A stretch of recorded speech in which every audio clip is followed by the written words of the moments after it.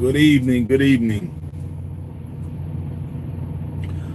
good evening. What's happening? What's happening?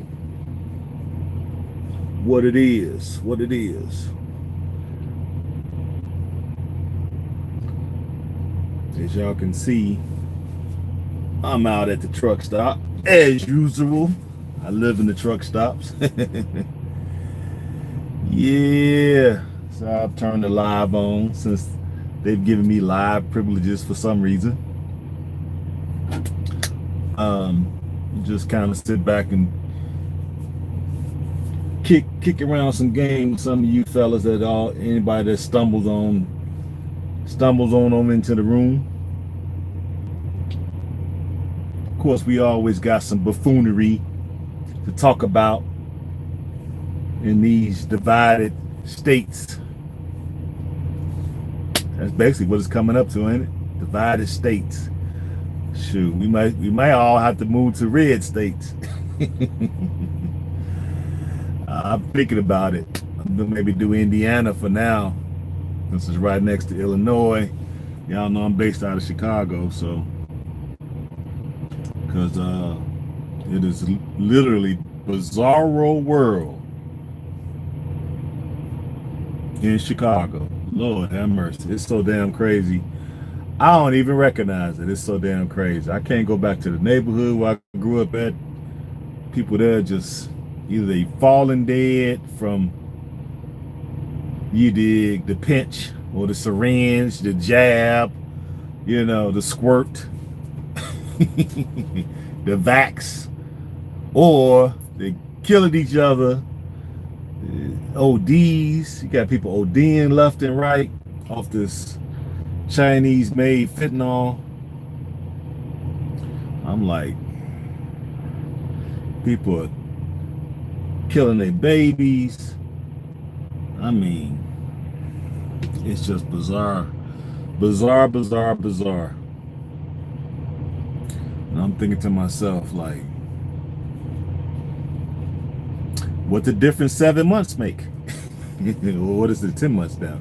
How long this creepy old man been in office? 9 months? What the difference 9 months make? It went from halfway decent to now it's just bizarro world. And I click on, I don't watch TV, so I have to use internet.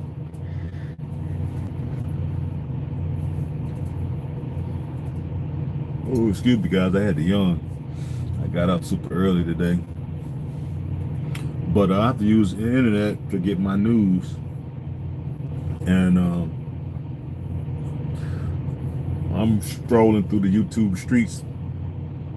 And I never seen so much bizarre stuff happening, boy. It's like, man, me being out here on the road is sort of like a safe haven, because it's like I don't really experience a lot of this ignorant ass behavior that I see going on, because I'm out here on the road. Most I gotta worry about is some chick putting on makeup or stuffing her pie hole with 3 Big Macs, right? Or some lard ass talking to his his panda bear, and she got her feet up on the dash, right? Like she's some damn fat ass queen. I be wanting to just pull their ass over and say, hey, you know what, man? If you don't tell this hippopotamus to take her motherfucking feet off the windshield, I'll slap the shit out of you, dude. I be wanting to just haul off and slap motherfuckers. What is you doing? I can see if you had a bad bitch, you know what I'm saying? These motherfuckers be having the most walrus, seals, fucking hippopotamuses, beach whales, right? Motherfucking feet all up on the goddamn dash. They over there. I guess they feel like, I don't know what the fuck they be thinking. I'll be like, man, I wish a bitch would put her motherfucking feet up on my goddamn window and dash. I'd take a goddamn saw. Take a goddamn saw. That bitch be walking on motherfucking straight ankles. What? You get these back when you know how to act, goddammit. The fuck?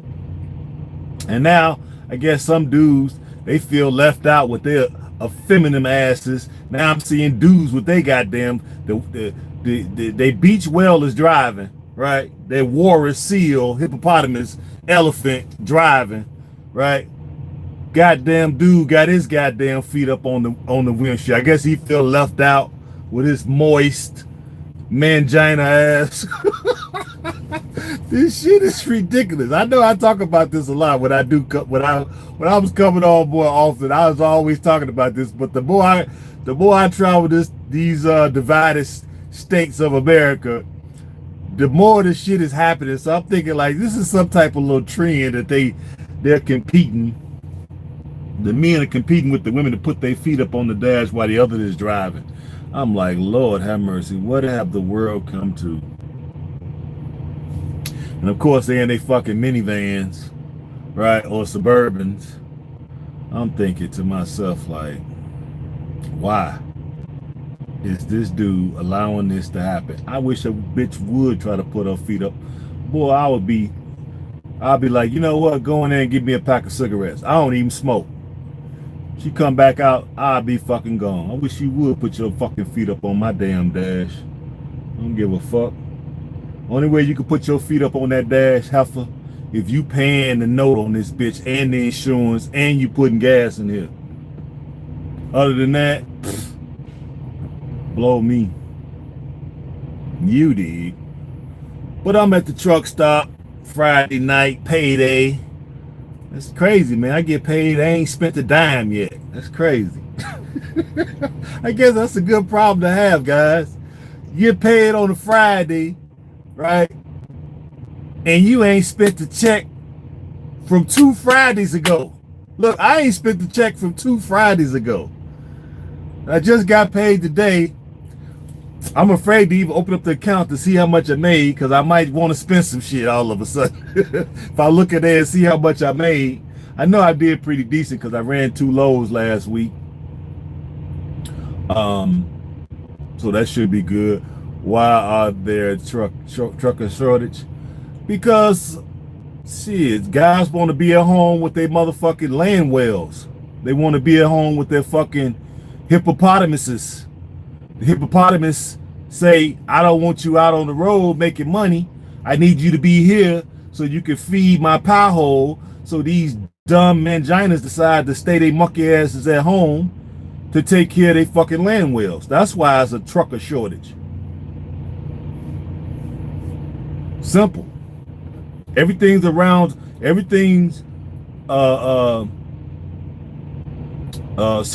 bitch. That's what it boils down to. Cause there's plenty of work. Jobs ain't paying no fucking $5 an hour.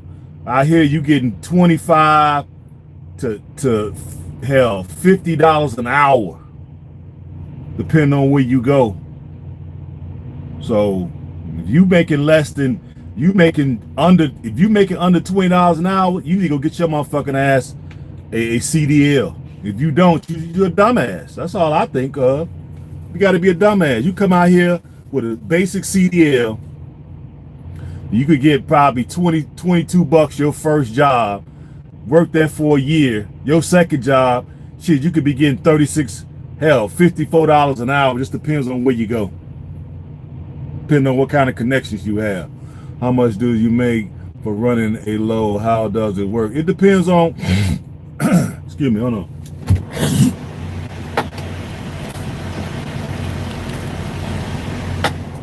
Pardon the body.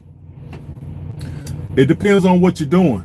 You know what I'm saying? I'm at the top of the food chain on my end, so you know it wouldn't be fair to kind of tell you what I make. I've been doing this 11 years, so you don't know shit about it, so it wouldn't be fair to me tell you how much I make. But just know I'm north of 200,000. I'm north of 200,000. And I've been making that for the last 6 years. You know what I mean? But it's a very expensive business to be in because your truck takes a lot of maintenance. Tires, $700 a piece. You know what I mean? An oil change is $600. But I own my own truck. Oil change $600. You know what I mean? Wiper blades, It's expensive. You know, everything, window washing fluid, everything gonna cost with a truck, but at the end you get to write it off, and you do get to keep a nice portion of that money for yourself. But to come, if you're not, I would say the criteria, right, or the threshold for you to make up your mind whether you want to come out here to be a trucker is, if you're not making over 20 bucks an hour, you need to get the fuck out of whatever you're doing and get your ass to the nearest school. Your first job gonna pay you 20, 22.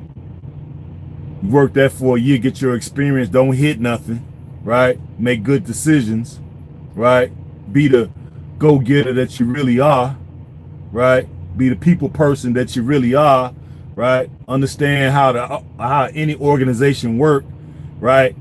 And get in there and work that shit like it's supposed to be worked, like ain't nobody ever worked it before, and move up the ranks within a year. Hell, you could go from 20, right, to fucking, like, if I do the merge, put it like this.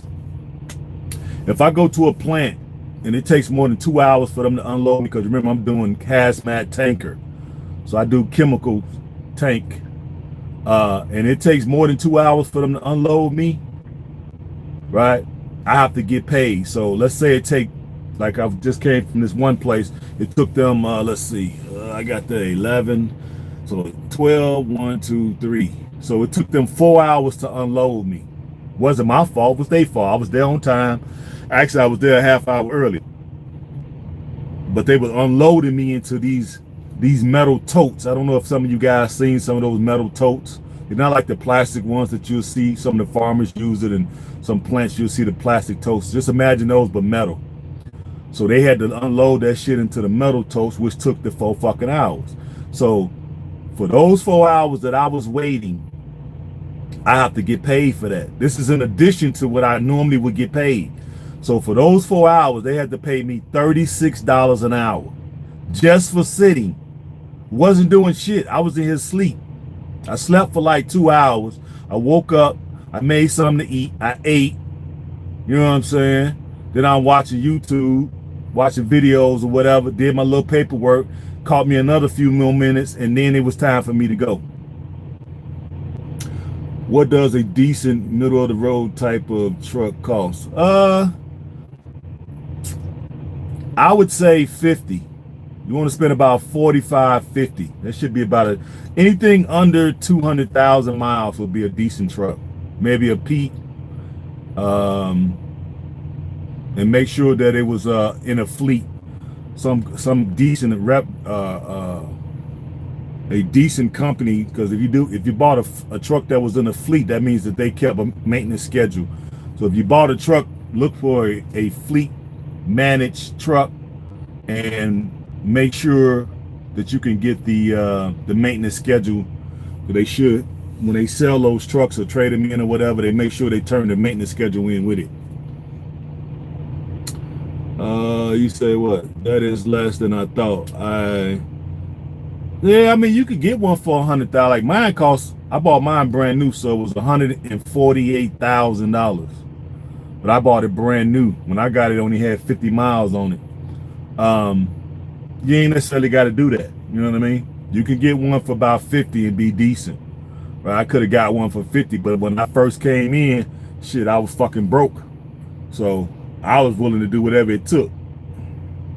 Question, in your opinion, based on your experience, do you believe that red pill rage goes hand in hand with passport rage, or does it depend on the person? Please explain. Well, red pill rage to me, I to be honest with y'all, I get red pill rage every day. Right? Even when I ain't been in a relationship in a long time. It's been a minute, right? Because even when I am in quote unquote a relationship, I already got one foot in the door and one foot out the door. All I need is just a few signs for a strag to show me before I be ready to, you know what I'm saying, give her the he-ho. You know what I mean? Because they're going to always try you. They're going to always ask you some bullshit. They're going to always throw some bullshit in the game. Everything could be going good. And then they'll just, out of the blue, say some shit like, well, if we got married, you know you won't be getting sex but once a week. Just out the blue. So one chick I was fucking with, African chick I was dealing with. So I told her, I'm like, well, that's cool. Shit. If you cut sex down to once a week, then I'll just get a side wife. Oh no, baby, no, you can't do that. Yeah, I can. Fuck you mean I can't? Hell yeah, I can.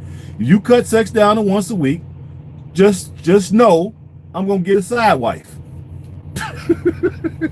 Or I'm gonna make you the side wife. How about that? You're gonna drop down to the second position, and I'm gonna go out and get a primary wife. That's what the fuck I'm gonna do. Shit. You know what I mean? But the passport deal, you gotta have money now. This passport game, you gotta have some bread, man. You can't be trying to ball out of control on a budget. You know what I'm saying? You need to be doing some extra. I always talk about doing shit that's extra. Secondary sources of income. That's only if your primary is not making enough money where you can live a passport lifestyle. You know what I mean? So you need to be doing definitely over 6 figures, right? And you need to be cutting down your expenses, right? You don't need the $1,000 phone, right? You don't need the flyest car. You know what I'm saying? You don't need the everything fucking name brand, right? You ain't got to be going out to the restaurants all the time. You could cook some shit. You know what I'm saying? So you can cut down your expenses so you have more money. So when you do, you know what I'm saying, get your passport stamp, you could ball out of fucking control. Don't be internationally on some fucking budget. No, you don't want to be on no international trip and you're on a fucking budget. No, when I go out of town, I'm prepared to ball out of control if I want to. Most time I don't, because you realize when you go to these places, there's no need for that shit. You know what I'm saying? There's really no need, especially places I be going to Africa. So my money go a long way, boy. The minute I step off the plane, I'm literally fucking a millionaire. Literally. The minute I step off the plane, I'm a millionaire. You know what I'm saying? In they money. I may not be a millionaire in U.S. currency, but when I step off the plane in these other countries, I'm literally a millionaire. So that affords you certain rights and privileges. You know what I mean? You only get one life. You got to enjoy yourself, fellas. You know what I mean? You only get one life, and these motherfuckers over here in this fucking matriarchal culture, right, has made it to the point where men can't enjoy it. We can't even fucking enjoy ourselves. Men have built this fucking society, built the fucking world, right? We done came up with all these fucking inventions. Everything under the sun we done came up with no help from these fucking heifers. And now we can't even enjoy the fruits of our fucking labor. And if people try to say, oh, well, y'all modern men ain't built nothing. Well, should we maintain this motherfucker? The fuck you mean? We maintain this shit so it don't go fucking haywire every day. So, hey, excuse me if we take credit for shit that we actually do. And now they done got us to the point where we can't even go out and fucking enjoy ourselves. We gotta walk around on eggshells to prevent from getting our fucking shit blowed off. Because if we really truly exercise our masculine frame like we supposed to, most of us will be in jail. I don't know if y'all realize that or not. Most of us, I know right now, if a lot of times I be having to go woosah, woosah, woosah, because sometimes, boy, shit, I be ready to tear a motherfucking head off sometimes. And I be having to say woosah, woosah, woosah. What's up? What's up?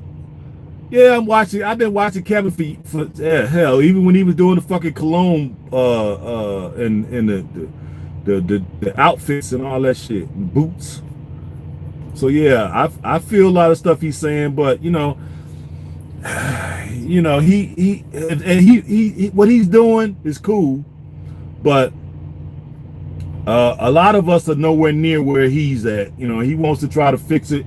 I ain't got no problem with him trying to fix it. Do what you can, my bruh. You know what I'm saying? My hat's off to you. He's a very smart, intelligent man, and he's trying to do what he can, what he see fit. But I'm on the other end of the spectrum. I'm like, man, fuck these hoes. Fuck that. You know what I'm saying? You're gonna get played out here fucking around if you're not careful. You're gonna get played. At least he is arming you so you can't get played. But that's why I'm like, you know what? I'm going to Africa and I'm gonna give me 2, 3 wives. Over there, I can afford them. They ain't such a big deal. They already in a polygamous society, right? As long as you can afford it, you can have as many wives as you can afford. So by me being Muslim as well, that's my political leaning, right? And my religious leaning. So that's how that's gonna go. I ain't doing shit over here. And I ain't bringing them over here. What up, Maddie? Hey, fellas. Might need to cut back on the caffeine. No, fuck that. You ain't cutting back on shit. Fuck that. We ain't cutting back on shit. We men. We gonna do whatever the fuck we want to do. Fuck out of here. Say the passport rage ain't no joke for the first time experiencing life outside of North America because the different cultures and how much women treat you as a man and your U.S. currency multiplying. Exactly. Zero money. We all love I love Kevin Samuels. He's on point. Yeah, you can have more than one, but you have to get approved from the who? Not in Islam, you don't. I don't know what you thought, my Maddie. I'm a Muslim. I've been Muslim 30 years or so. So it's Muslims are when you go to West, well, I'm going to West Africa because by me being African American, I'm going to West Africa. So over there, the societies are Muslims. The main, well, at least where I'm going, it's about 70% Muslim, right? Most of the Muslim men have more than one wife, and some of the Christian men have more than one wife, and some of the traditional African spiritual systems, they have more than one wife. So it's a culture that's been operating like this for thousands of years. The only thing is I'm returning as a long lost son, and I'm getting my 2 or 3, right? Cost of living there is like nothing, right? If you're making a modest income here, let's say for argument's sake, you're making 100,000 here, you take that over there, right? That would be literally $1 billion in their money, $1 billion, and $1 billion would spend like $1 billion in their country. You literally have servants. You can have people washing your feet, washing your back. Them women will love you. They will love you. You can get virgins. They don't believe in no age gap relationship. That's non-existent there. The younger women love being with older men because guess what? You provide them with security, right? You can get arranged marriages over there, homie. So basically, I could come through the village, you dig, in a fucking Hummer. I could transport a Hummer over there, you dig. I could come through the village in a Hummer, go to the chief, and tell him, hey, look, I'm looking for a wife. Can you arrange the eligible women between the ages of 18 and 22?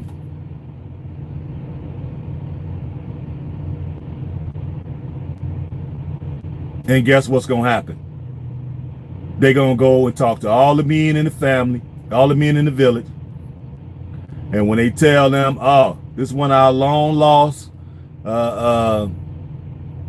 African brothers from the diaspora in America, he's coming back home, and he's Muslim, and he's from this tribe based off of DNA testing, and he is looking for what? Man, they would line them sisters up in a row according to size and height and weight. Literally. And I could go through there and pick them out and say, yeah, this one here, this one here, this one here.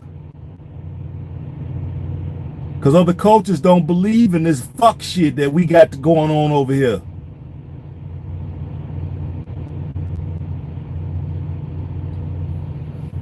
And you could do this in a lot of cultures, right? I'm sure a lot of South American cultures, you can still do it. Places in Mexico, still popping off. Of course, in the Far East, Thailand, all these other places, you might have to like really go back there in the bush and get her out the bush. But who gives a fuck? We don't give a damn. What do we care?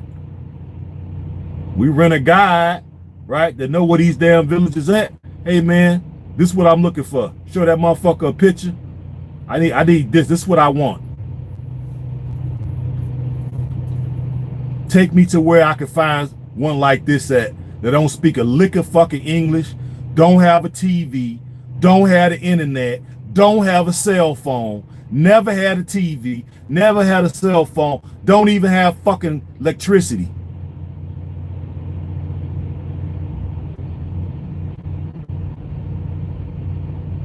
Fine as fucking wine. We only tolerating this shit because we choose to tolerate this shit. Fuck that. You look at 2 fucking spent marriages. The money I blew in them fucking marriages, I could have went over there and bought fucking 10 women and would have had change left over. You know what I'm saying? Like we looking at shit all fucked up. We men. The only thing stopping us is our own fucking limitations that we allow other people to put limitations on us, which is stopping us from doing whatever the fuck we want to do. We don't want nothing but some fresh sex and a fucking sandwich and to be left for fucking alone. Most of us ain't even asking for much. But let these bitches tell it. We entitled, and you hear all of those dump, all that projection. We entitled, you selfish, you this, you that. That's all the type of shit. I always hear that shit because, you know, I be having the flies clothes, my Jordans and shit. You know what I'm saying? I keep I buy a watch every fucking couple weeks. I buy a new watch. You know what I'm saying? I need to get me a fucking new case too because I got too many watches now. You know, because that's the only jewelry I really wear. You know what I'm saying? Keep me some fresh cologne just because I love to smell good. You know what I'm saying? And then I work my motherfucking ass off. And then when I get because I get 2 months off on vacation, guys. That's another thing in trucking, guys. You get way more vacation time than you get in most other jobs. Now, keep in mind, since I'm an owner-operator and I run my own company, it's unpaid vacation, but what the fuck do I give a fuck? All I got to do is work another couple loads, and voila. You dig? So I get 2 months vacation. So I literally can be out the country for 2 months. Now, the most time I've ever taken where I didn't feel fucking guilty, I took 32 days. Man, do you know that was the best? Man, that's when I realized, like, why are we depriving ourselves of the things that we want to do? Most of us ain't really asking for that much. You know what I'm saying? We really ain't. One motherfucker to fix you a sandwich, right? Blow me. You know what I'm saying? Throw that ass back every now and then. Right? And shut the fuck up. How simple can that be? You know what I mean? Like, we don't ask for that much. So, if we get out here and get on our grind, be on our purpose, right? Like a fucking pit bull on a bone. Fuck these bitches here, man. You could pick a country. You got the fucking internet. You got a goddamn laptop in your pocket, i.e. your phone. You can Google whatever fucking area you want, whatever kind of fucking woman you want. If it's European, you could go to some of them Poland. They got some bad motherfuckers in Poland, Czechoslovakia, Yugoslavia, Ukraine, all them fucking play. Russia. That's what you're looking for, right? Go to Netherlands. Man, I wouldn't go to Netherlands because they too fucking feminist hellholes. And then if you like the Oriental chicks, they too fucking bony for me. But you know, I've seen a few of them. Now, if I fuck with an Oriental, I would go to the Philippines. You know, they got a little bit of that they got a little bit of that African in them, so I could deal with one of them. But or if you want to go down and get the Latin flavor, you can go to. I mean, we could go wherever we want to, guys. You know, it's not a race thing. It's more of a what your preference is. Whatever your fucking preference is, go get what the fuck you like. You know, me, I got a preference for African women, and I'm happen to be African, so it's all good. You know what I'm saying? That puts me at the top of the fucking food chain. That's the way we got to be thinking. We ain't got to deal with this shit over here. We ain't got to deal with this shit. Leave these motherfuckers to their own devices. They gonna self-destruct, right? A lot of these people gonna be dead soon. Fucking with the way they think and their mentality, they gonna be dead soon. Oh, I'm sorry, guys. I didn't even realize y'all been saying shit.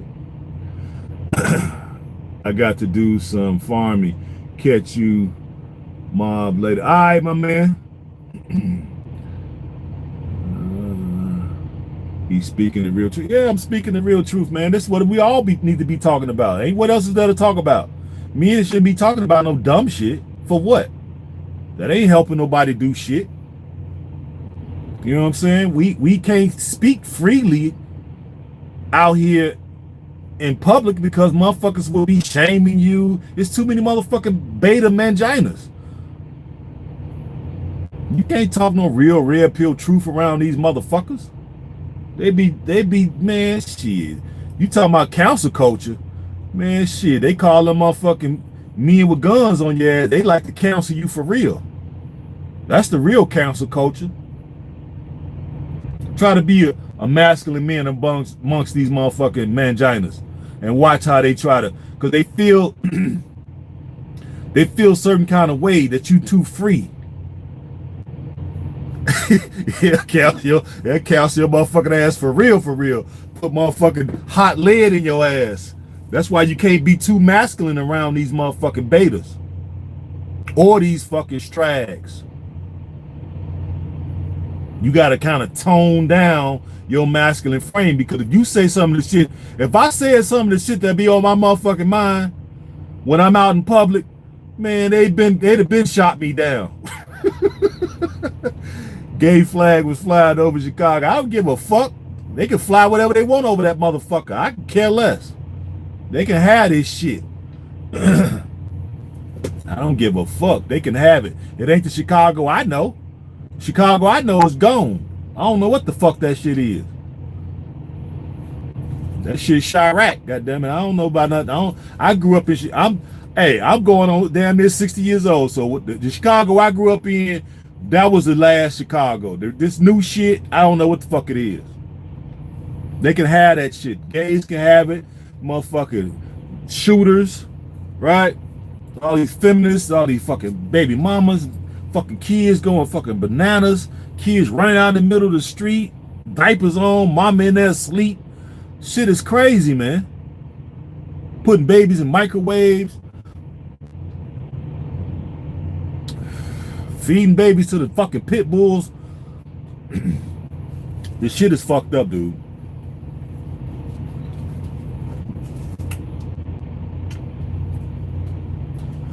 So at this point, you gotta save yourself.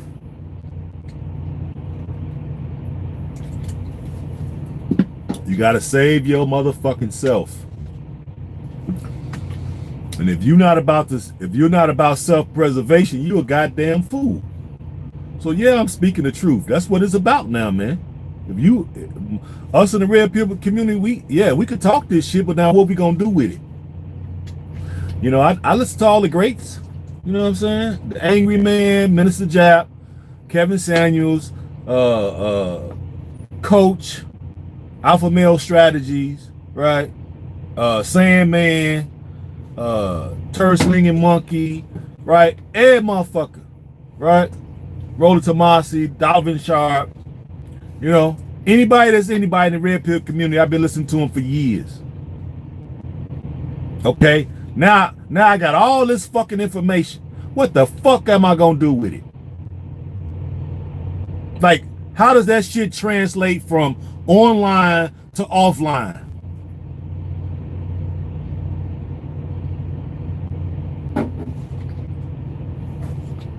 And also be in line with the shit that I like doing. My theory is this: feminism told women that they don't need no man, but they do. Some women want more government and rules to protect themselves. So the US is going left and woke to control men. Absolutely. Because we are the fucking equalizers. The left want to take over and bring in Marxism, communism, all the isms, okay? And that means basically slavery for us. I assume they drug test truckers. I'm in the construction myself. Fuck yeah, they drug test truckers. Yes, absolutely.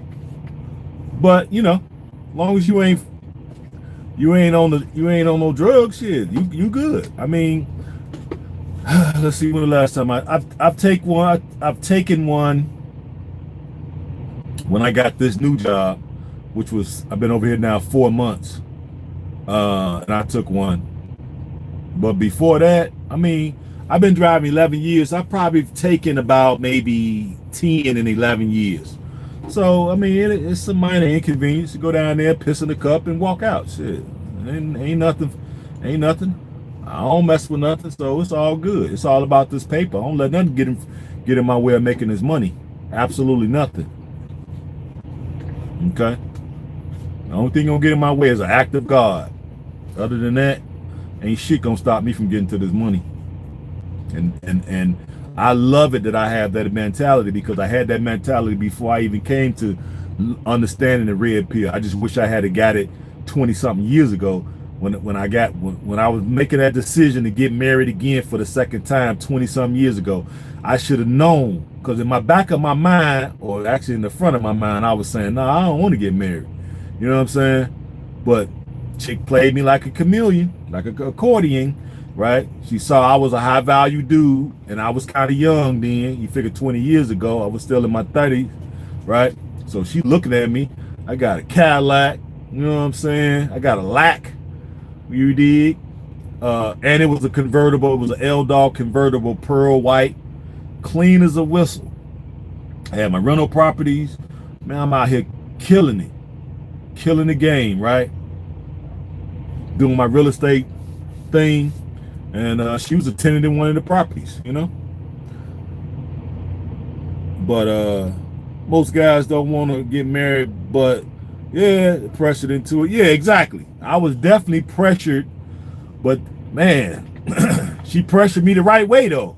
That's one thing I can't say about this fucking strag. When she realized that I was the meal ticket, she acquiesced quick. Made that meal. I mean, that bitch used to be on my motherfucking dick. Nigga, I could barely take my dick out to piss. My motherfucking ex-wife used to be on my dick so fucking hard, boy. Couldn't even piss right. Shit, she had my shit coming out in 4 different directions, nigga. My motherfucking shit used to be so sore. Shit, so I give her credit. She did what it took, cause if she hadn't did what she did, well, no motherfucking way in the world I would have married that motherfucking ass. Plus, I was sliding up in that dookie shoe. You know what I'm saying? I used to let the top down. Show you how fucking relentless this bitch was. I used to let the top down on the convertible, and we be what was we at? I want to say that's Lakeshore Drive. No, not Lakeshore Drive, because ain't no trucks on Lakeshore Drive. 290. Anybody know about from Chicago? Y'all know 290. So we on 290 leaving the west side going downtown Chicago, and we in wall to wall motherfucking traffic, right? And we in the center lane, right? The third lane. Traffic wall to wall fucking parking lot. I got the top down on a nice like 75-degree day. Got the top down. And then she gonna say some shit like, I bet you won't let me I bet you won't let she said, I bet you won't let me blow you right here in front of traffic where people can see us. I was like, bitch, you ain't saying shit. You know what I'm saying? I said, shit, I took my motherfucking shirt off, right? Cause it was already hot. Took my shirt off. Told her, you see, cause my fucking she got the playing with my nipples. That's my little spot. Shit, my motherfucking shit got rock hard. Man, I pulled my motherfucking shit down, was like, cause I had on some shorts.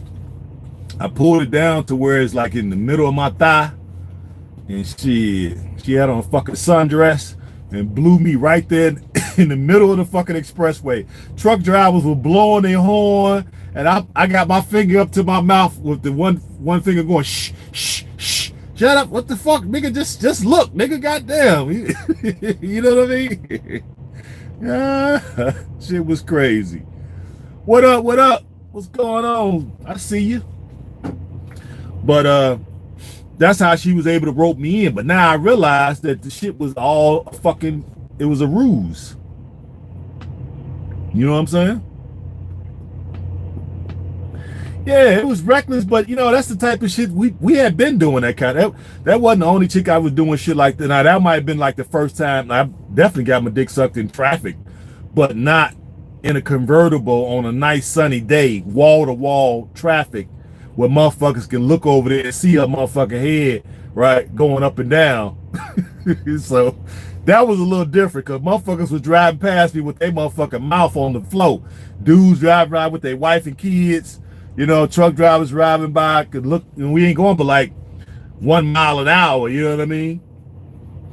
So that's sort of regular, you know what I'm saying? Because, you know, we going to some of the fucking hood schools, we getting our shit blue in the fucking school for not even a bag of weed, a joint. We were selling joints, so bitches couldn't afford weed like we could, so they would offer to give a nigga some head, you know what I'm saying?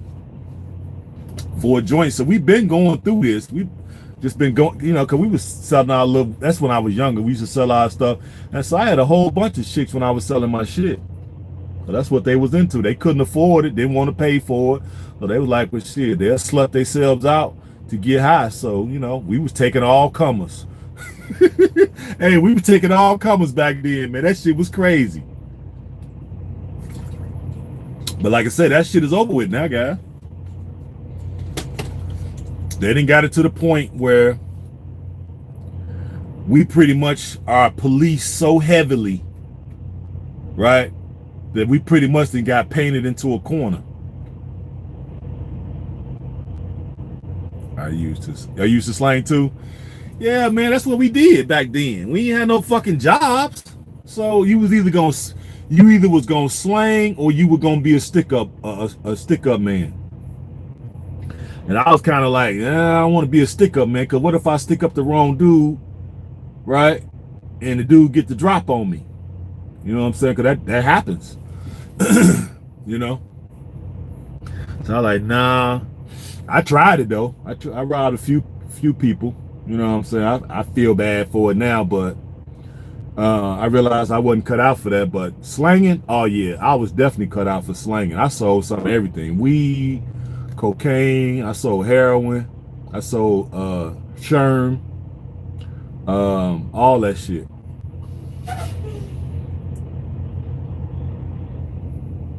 Yeah, that ain't a cool way to do shit, you know what I mean?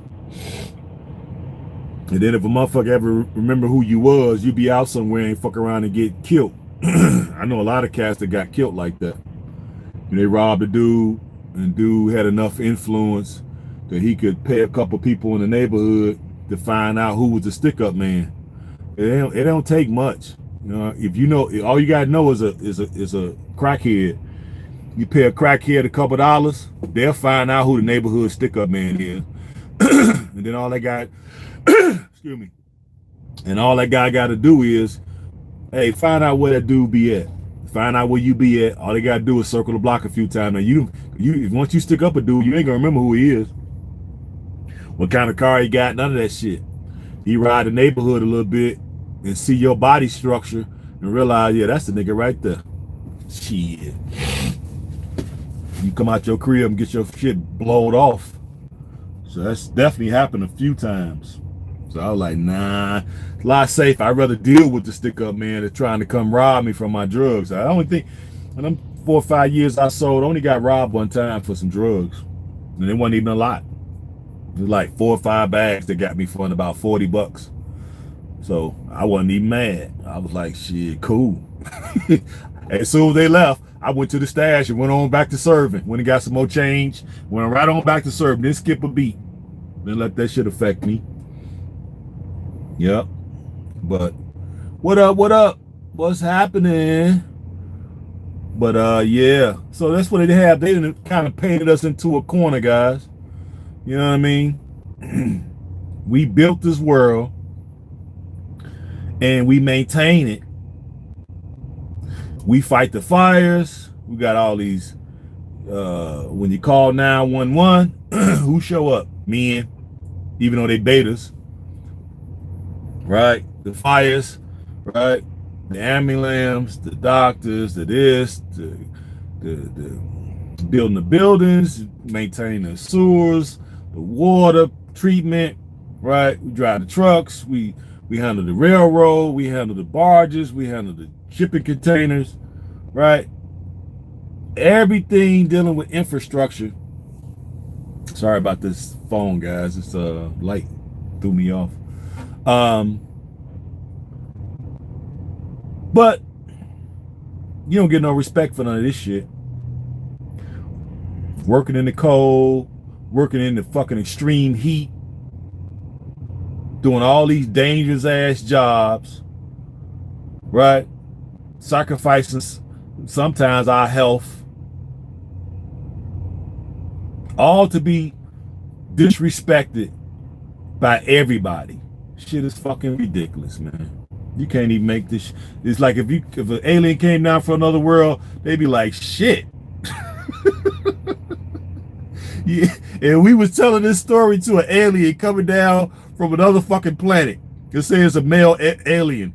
He comes down here from another planet. He didn't build a civilization on his planet, and he didn't figure out a way to come down here to our planet because, you know, we behind. We can't think of doing shit in space now because we being suppressed. All our fucking energy is being suppressed by the whole fucking world. And he come down here to talk to us, and we tell him what the fuck we going through. He be like, man, shit, I will fuel up my motherfucking spaceship and get the fuck off this planet.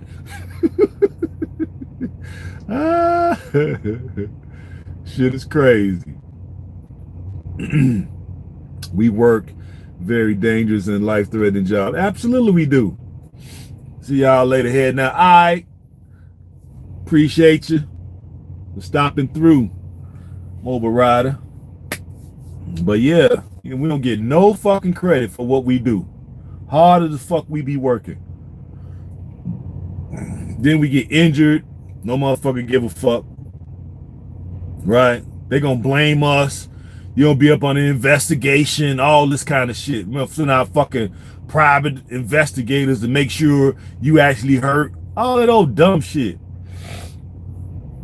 When these fucking chicks is the main finesses of the system. Most men are stand-up dudes. We ain't trying to finesse the system. It's these freaking heifers. But yet, we the ones that get investigated. Shit is fucking ridiculous, man. You gotta pay all these high-ass taxes. Oh my God, don't even get me started on these fucking taxes. All I can do is shake my head sometimes, man. That's why I say if I said some of the shit that be on my fucking mind, they better killed me by now. Cause it's been a couple times when a chick jumped up in my face like she wanted to fight. I forgot what was that at? I can't remember now. Shit. and I said some shit to her. Forgot. Oh, I remember what it was. Uh, I'm in line at the fucking Walmart self checkout. I advise all men go to a store to get your groceries and self checkout, so you don't have to deal with no chick. Check your own fucking groceries. I'm in the self checkout. This fucking stinking ass ABW in front of me. And I moved the cart because I had my fucking earphones on, listening to somebody's podcast or whatever. And I rolled the cart just a little bit too much, and the front of the cart hit the back of her fucking heel. Man, this heifer turned around like she wanted to fight. And I was telling she got in my face looking crazy, right? Like she wanted to fight. I told her, I said, look, I promise you don't want these problems. I promise you. Boy, it took a lot. It took a lot.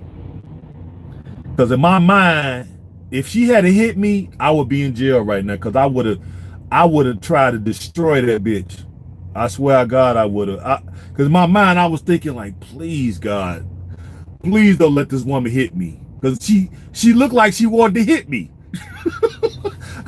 Before I could even say I'm sorry or I apologize, please forgive me, I didn't mean to do it. You know what I'm saying?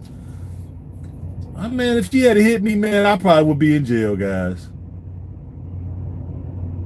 I'd probably be in jail because I would have probably knocked. I'm so frustrated with with the red pure rage shit that I probably would have broke her jaw and wouldn't even remember it.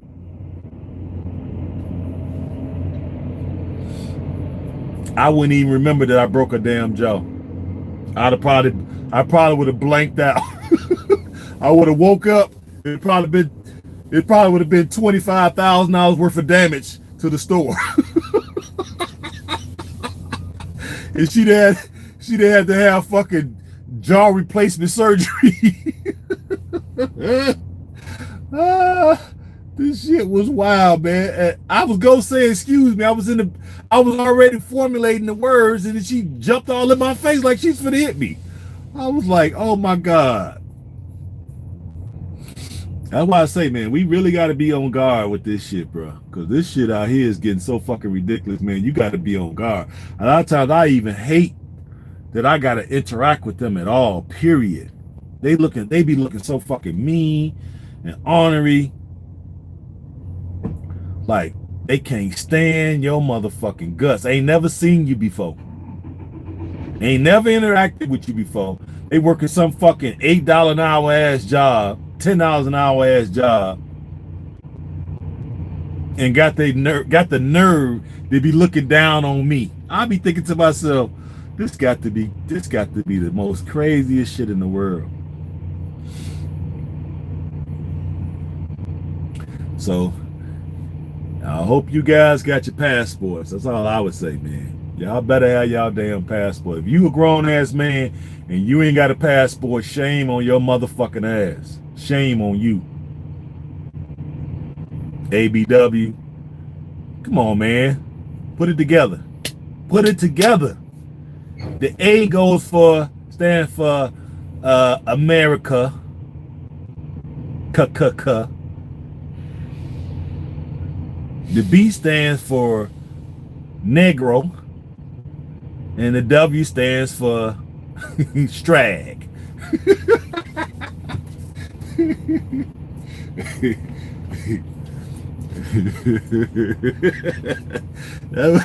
ABW, you feel me? You don't want to deal with that motherfucker, boy. Hey, that's a Terminatrix. I had steal that from Tommy Sotomayor. What is it, Sotomayor, whatever the fuck his name is. Terminatrix, because that is a straight up Terminator sent here to destroy all men, and especially if you black. They destroy white ones too, and Hispanic. Only girls I look at now are from Poland, Russia, and the Ukraine. My man, damn right. I feel that, Luke. I ain't into the white bread like that, but every now and then I see a white one. I I slay, you dig? I split her up the middle. But you know, I like my African women. But every now and then I see one from Poland. You know what I'm saying? Or let's see, what was I at? My mechanic is from Poland, and all his mechanics are from Poland. And so his girlfriend, no, take that back, scratch that. His ex-girlfriend is from Poland, and she was up there one day when I was going to pick my truck up, and he told me, he like, hey man, he said, how much can we get for her over in Africa? I said, yeah man, we get rich with her.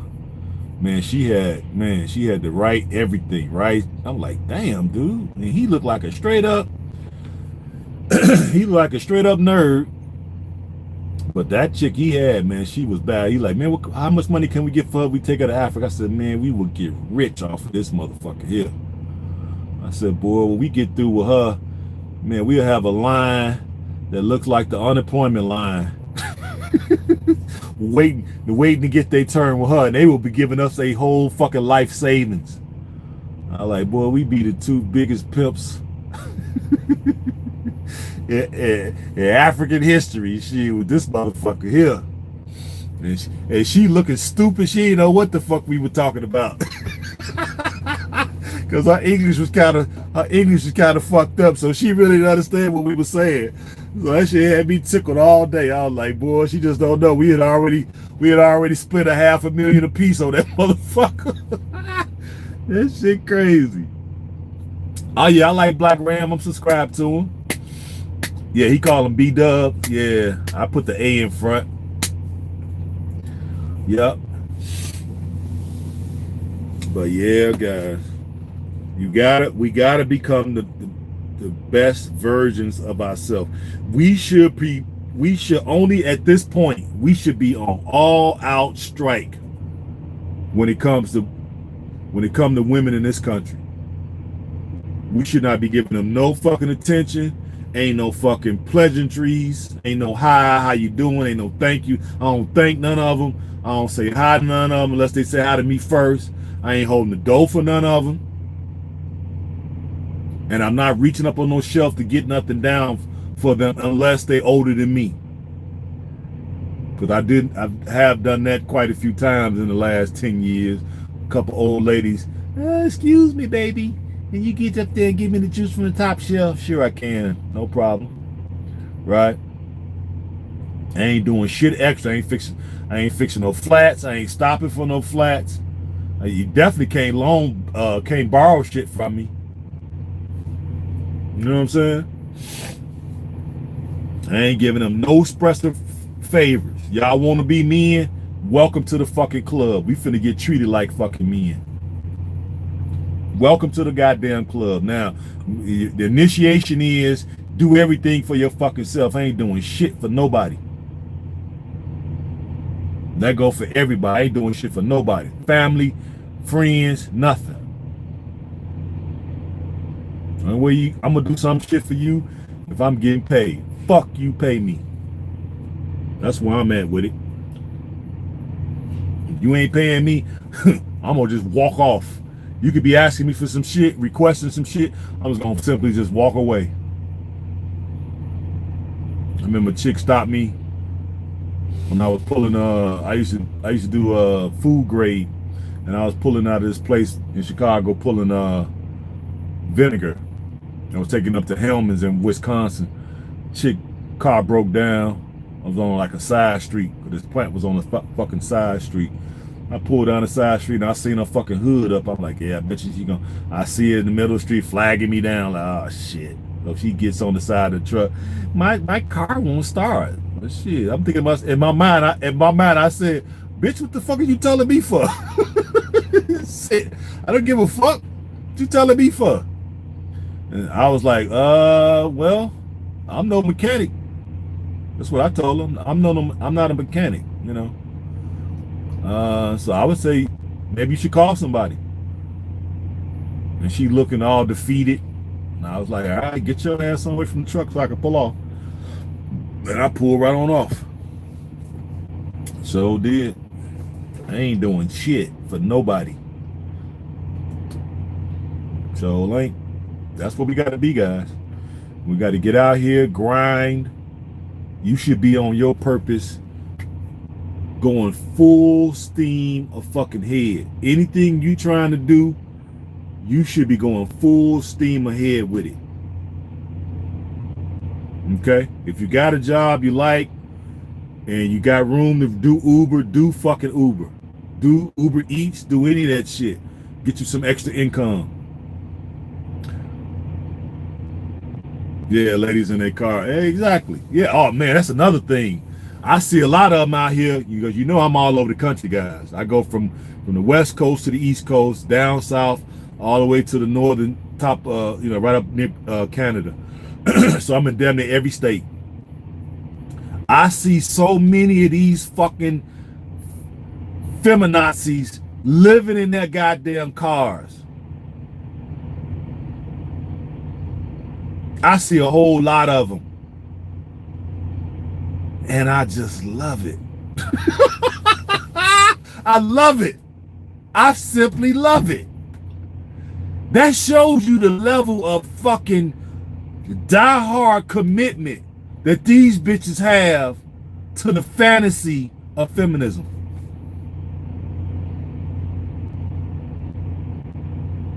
We dealing with a fucking beast, guys. We dealing with a fucking demonic beast. To where this fucking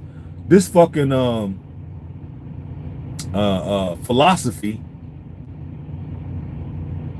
has these women living in their cars. Just take that in for a minute, guys.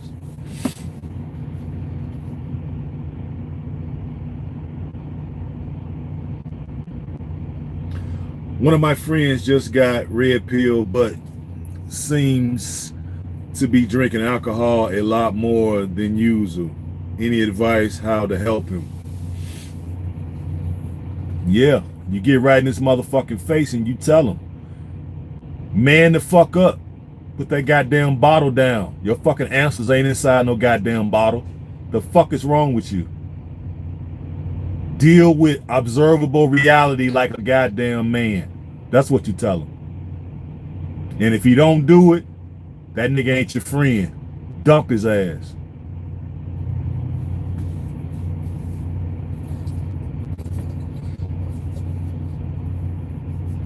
Until he get his motherfucking act together. Then you can reunite with him. But you gotta get that motherfucker tough love. Cause there ain't no fucking answers at the bottom of no goddamn bottle. Goddamn answers is in the gym.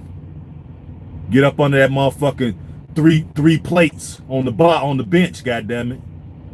That's what you do.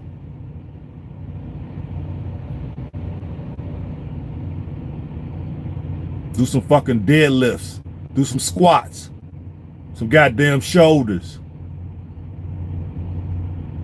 Some planks. That's what's up. Yeah, Poland got some badass Caucasian women. Now, if I was going for the white bread, let me see, where would I go? Yeah, Poland. I would go to Poland because I like them Poland chicks. I would go to Poland. That would probably be your best bet. Yeah, Poland, and because you need to go somewhere where they kind of struggling. You can't go to like a country that's kind of on par with America.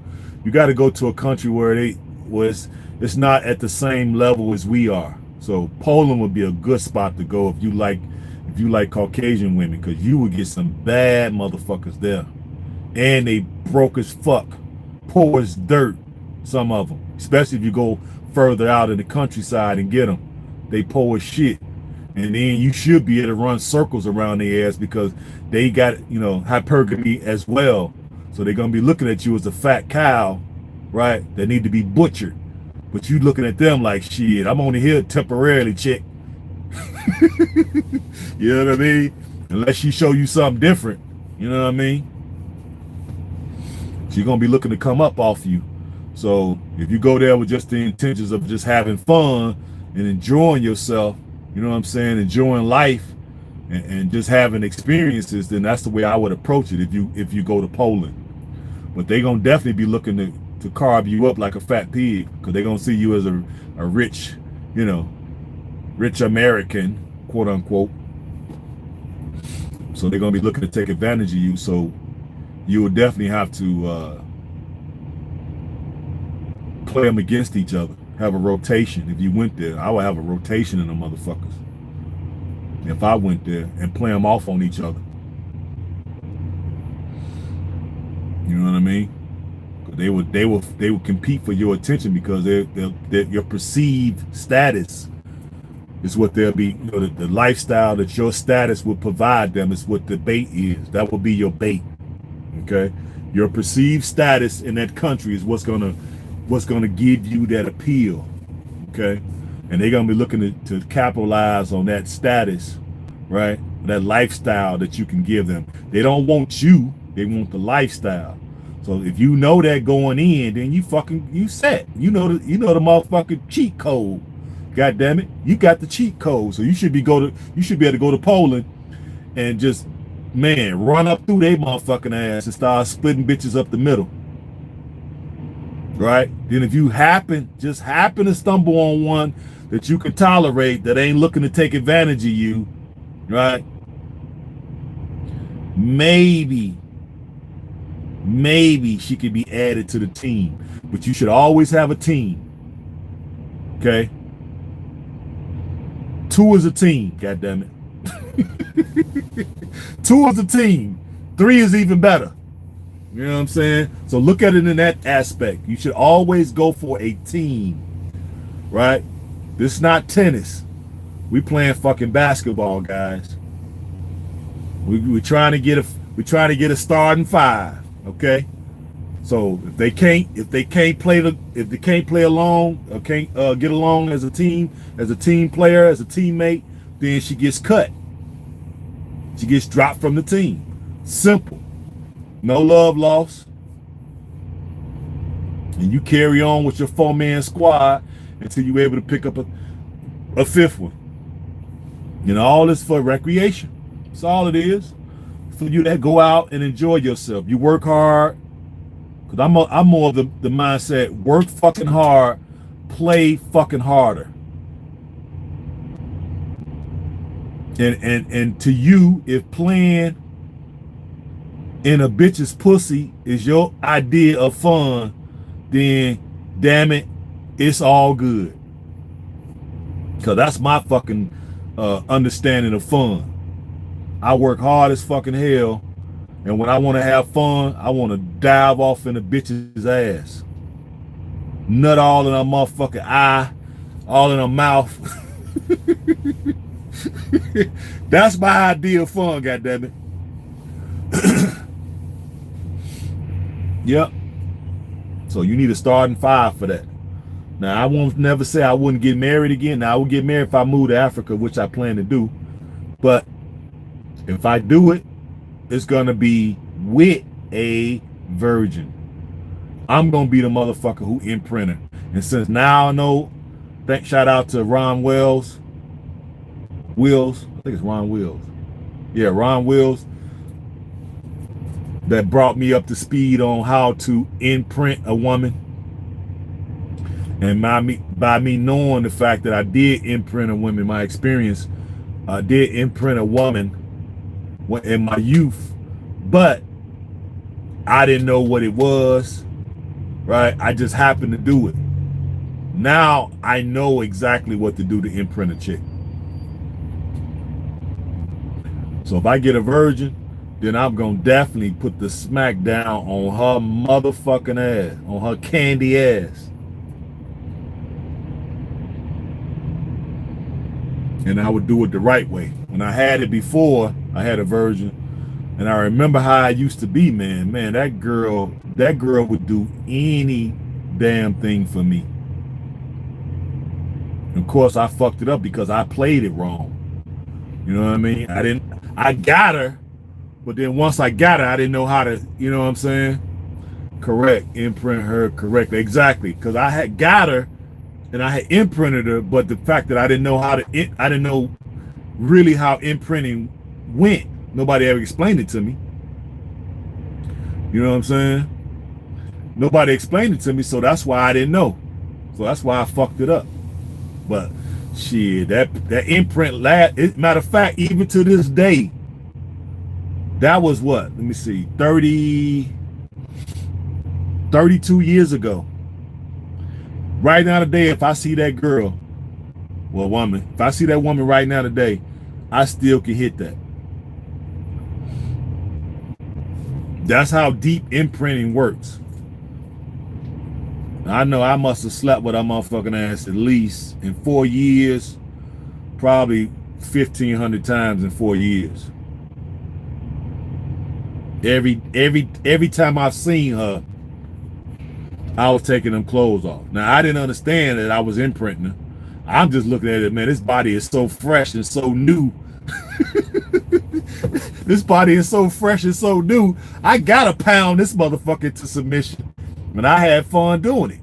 So I remember like, damn, you know, she used to get up. I used to wonder why this motherfucker would get up at 4 o'clock in the morning and cook me dinner and shit, you know? You know what I'm saying? That's what I was doing my thug thiddle. And I had went to jail and she came, well, I forgot how much my bond was, but my mama put up some money, my stepfather and her mother, and she had money, and they all put the money up and then sent her to come bond me out. Man, shit. I got her ass home. I think I was in jail for 2 weeks then. I got her ass home, boy, and just wore her the fuck out. She couldn't even walk the next day. You know when they start cooking. Yeah, exactly. Exactly. I used to show up at her crib. That's what I used to drink. I would show up at her crib drunk. Right? I mean sloppy drunk, guys. I used to get what they call we used to call it white boy wasted. I was getting white boy wasted, goddamn. Shit, back then we used to have contests who could drink the most beer. So we buy, I forgot how much that shit used to cost, but we would buy a case of beer. All of us would buy a case of beer a piece and try to drink every can. Man, I used to be so fucking sloppy. I'm surprised I didn't get robbed a lot of times. And I would walk over her crib, knock on her fucking door at like 3 in the morning, and have her in there fixing me sandwiches and shit, and her panties and bra at her mama house. Show you how bad I was. I'm at her mama house, right? They in there knocked out because her mama and daddy were drinking, so they would always be drunk. So I would be able to just show up at her crib and tap on the side window, be like, hey, your mama, yeah, they there, so they sleep. Like, yeah, they drunk, come on in. I'll come in through the fucking window. She be in there cooking in her fucking panties and bra in the kitchen because her bedroom was right off the kitchen. You know how you got them bedrooms right there off the kitchen? So she could walk out of her bedroom door and be right in the kitchen. So she in there cooking this shit in her bra and panties. I'm in there drunk than a motherfucker. This shit was crazy. And she bring that sandwich in there, give it to me, I eat, and then get off in them motherfucking drawers. I've only been to jail once. I bashed a pedophile first and only time locked up. Yeah, man, it's not a good place for real men to be. You know what I mean? We want to try to avoid the system because the system is a raw deal. It's gonna railroad the fuck out of you if you let it. So we need to stay clear of that system at all costs. It's a gynocentric system, and if we show up in there, they will kangaroo court your motherfucking ass straight past go to jail. So we need to be smart and we need to be strategic and tactical to make sure that we don't fall into their fucking trap, because it ain't shit but a trap. You know, first it was just designed as a ruse just to get black men, but well, a lot of other men didn't realize that the shit was just being done on us and them railroading us. Nobody really came to our aid and defense, not knowing that the shit was going to be rolled out for every goddamn body in the country. Every man in the country now, that shit is rolled out for your ass now. So now ain't no getting away with shit. Motherfucking police come there for any reason, they looking to put your ass in jail. They don't give a fuck now.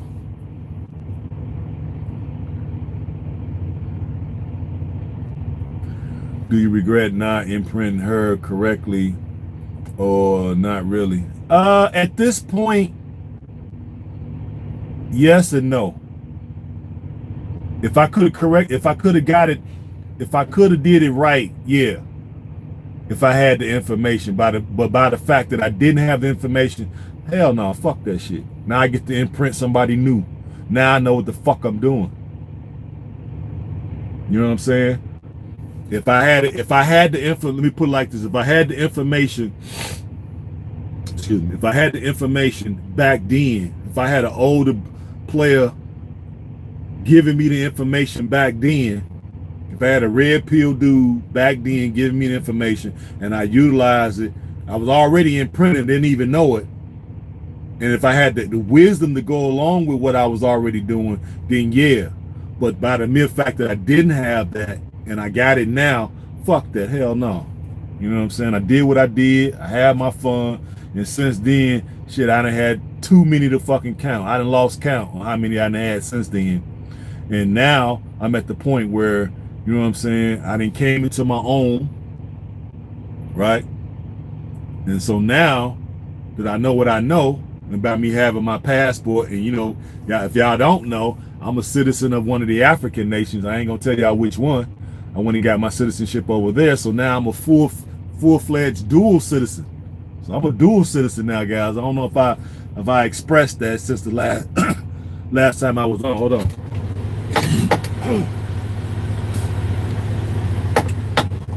Pardon the body. I don't know if I expressed that last time I was on. I don't like it. Go the fuck off.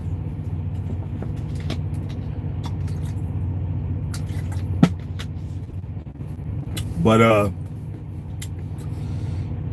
yeah, got my dual citizenship. So now I'm a full-fledged citizen in the other African nations. So now that affords me a whole lot of benefits and privileges, right? I can vote, I can run for public office over there, right? I can set up a business, I can own land outright, I can marry, right? All of that.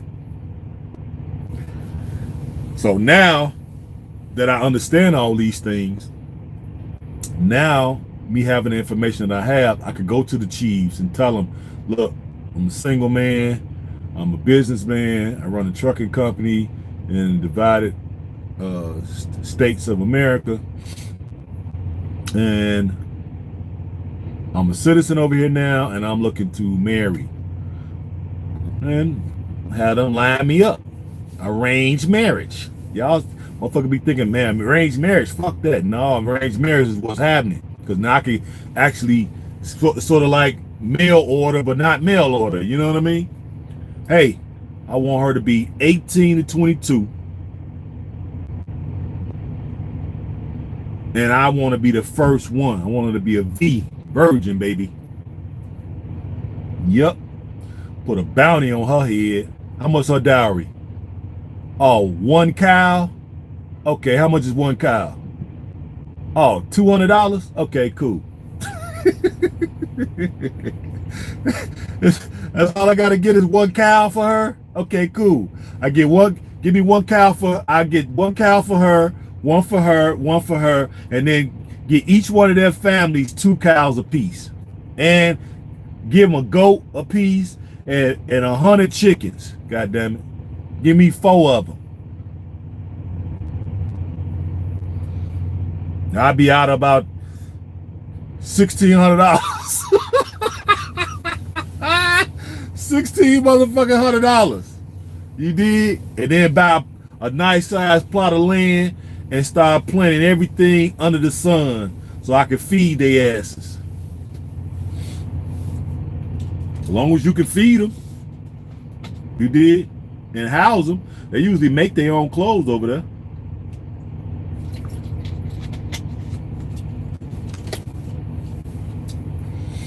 Yeah, they usually make their own clothes. So shit, I'll get one of them to go to seamstress school where she can make clothes for everybody.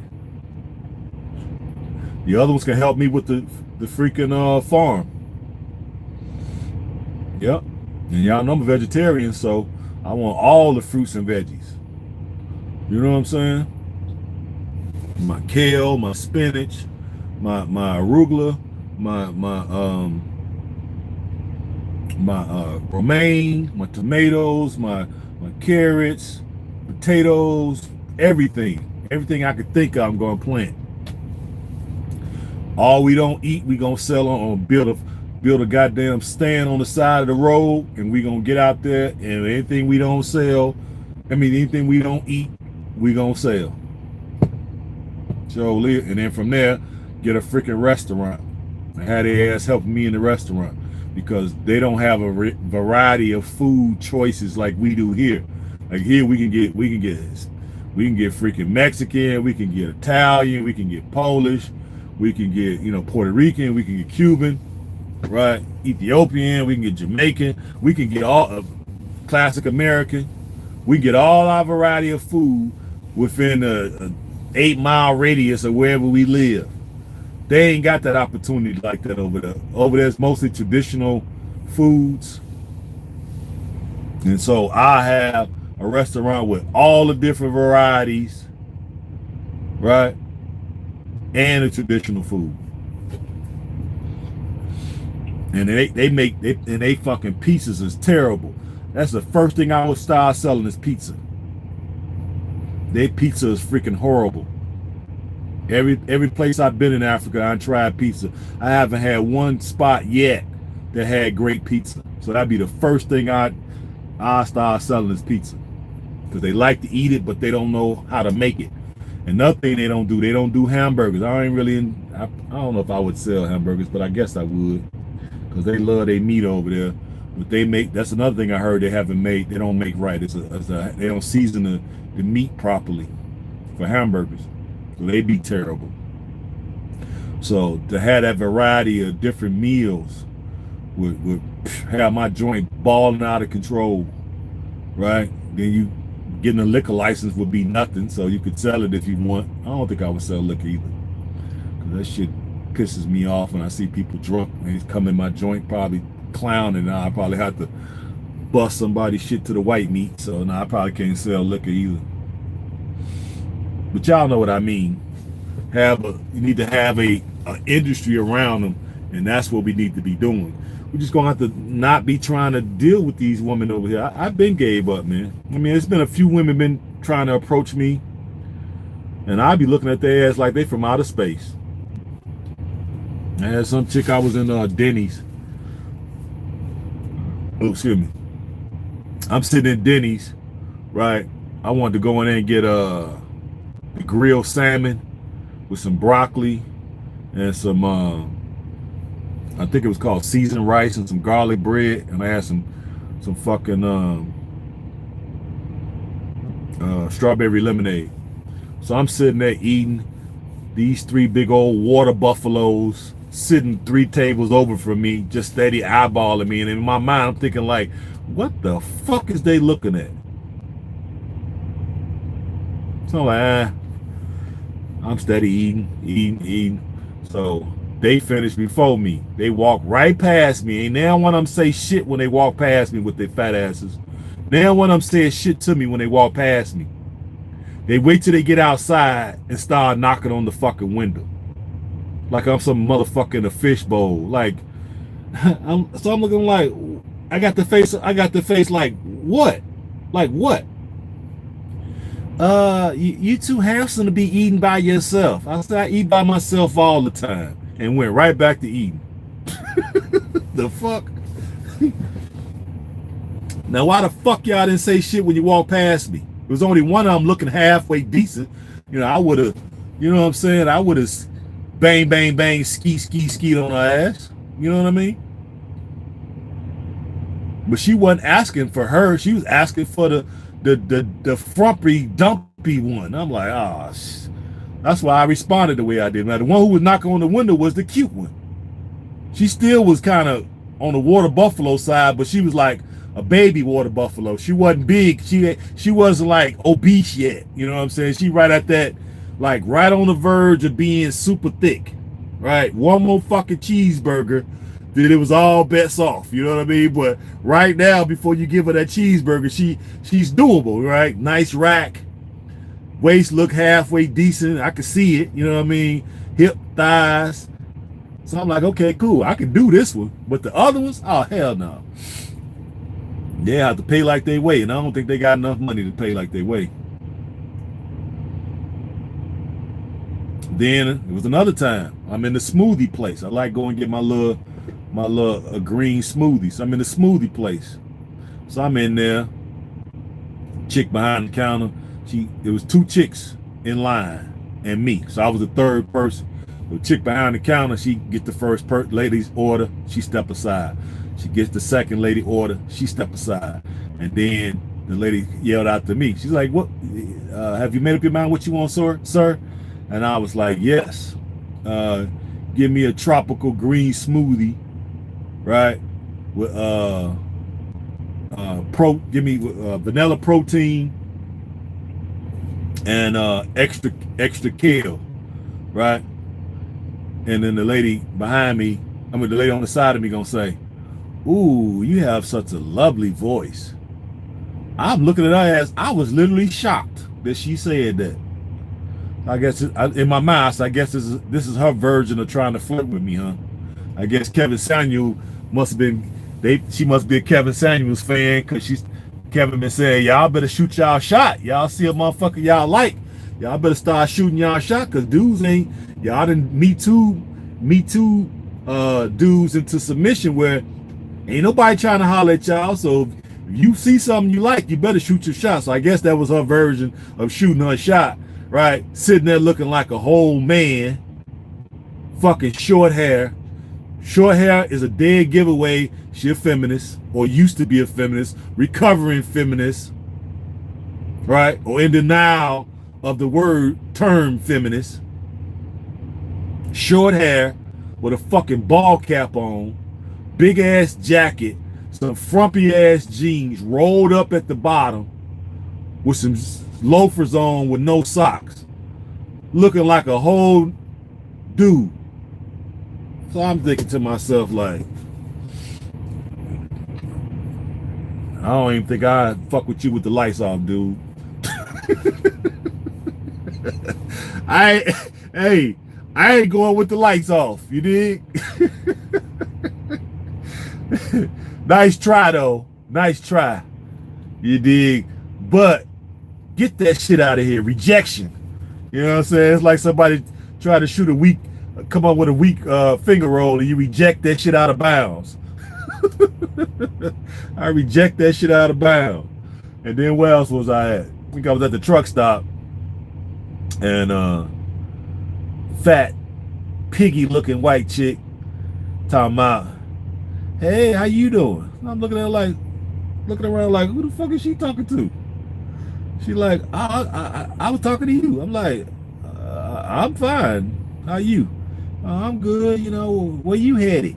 Where am I headed? You don't want to know where I'm headed? Shit. I said, I'm headed that way. I just pointed.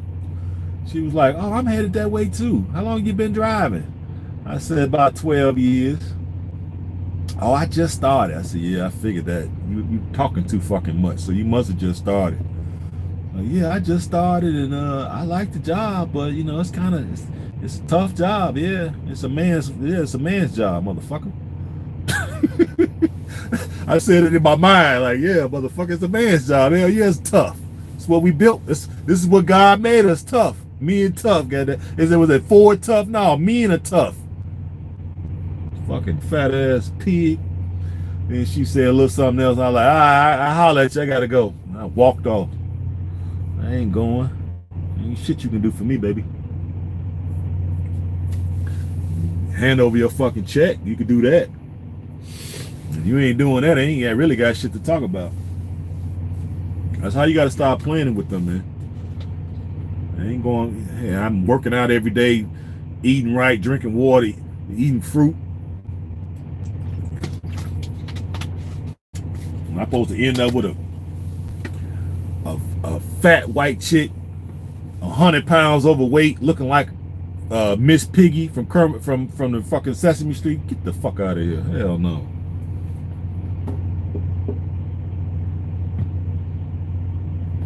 This is the type of shit that we got to put up with. Then you see a bad chick, she act like you don't exist. So guess what? I act like they fucking ass don't exist. Sure do. I remember I let the door slam on one of them, boy. You could have, hey, damn, exactly. Fucking beach whale. You know, I give her credit for trying. You know what I'm saying? But you can't come at a god. You can't come at a god looking like a goddamn pig. The fuck? A goddamn god. You gonna try to shoot your shot at a god and you looking like a whole fucking pig. Get your ass out of here. Get your ass out of here. The only way I would have kept entertaining the conversation with this motherfucker if she had a lid with her fucking wallet.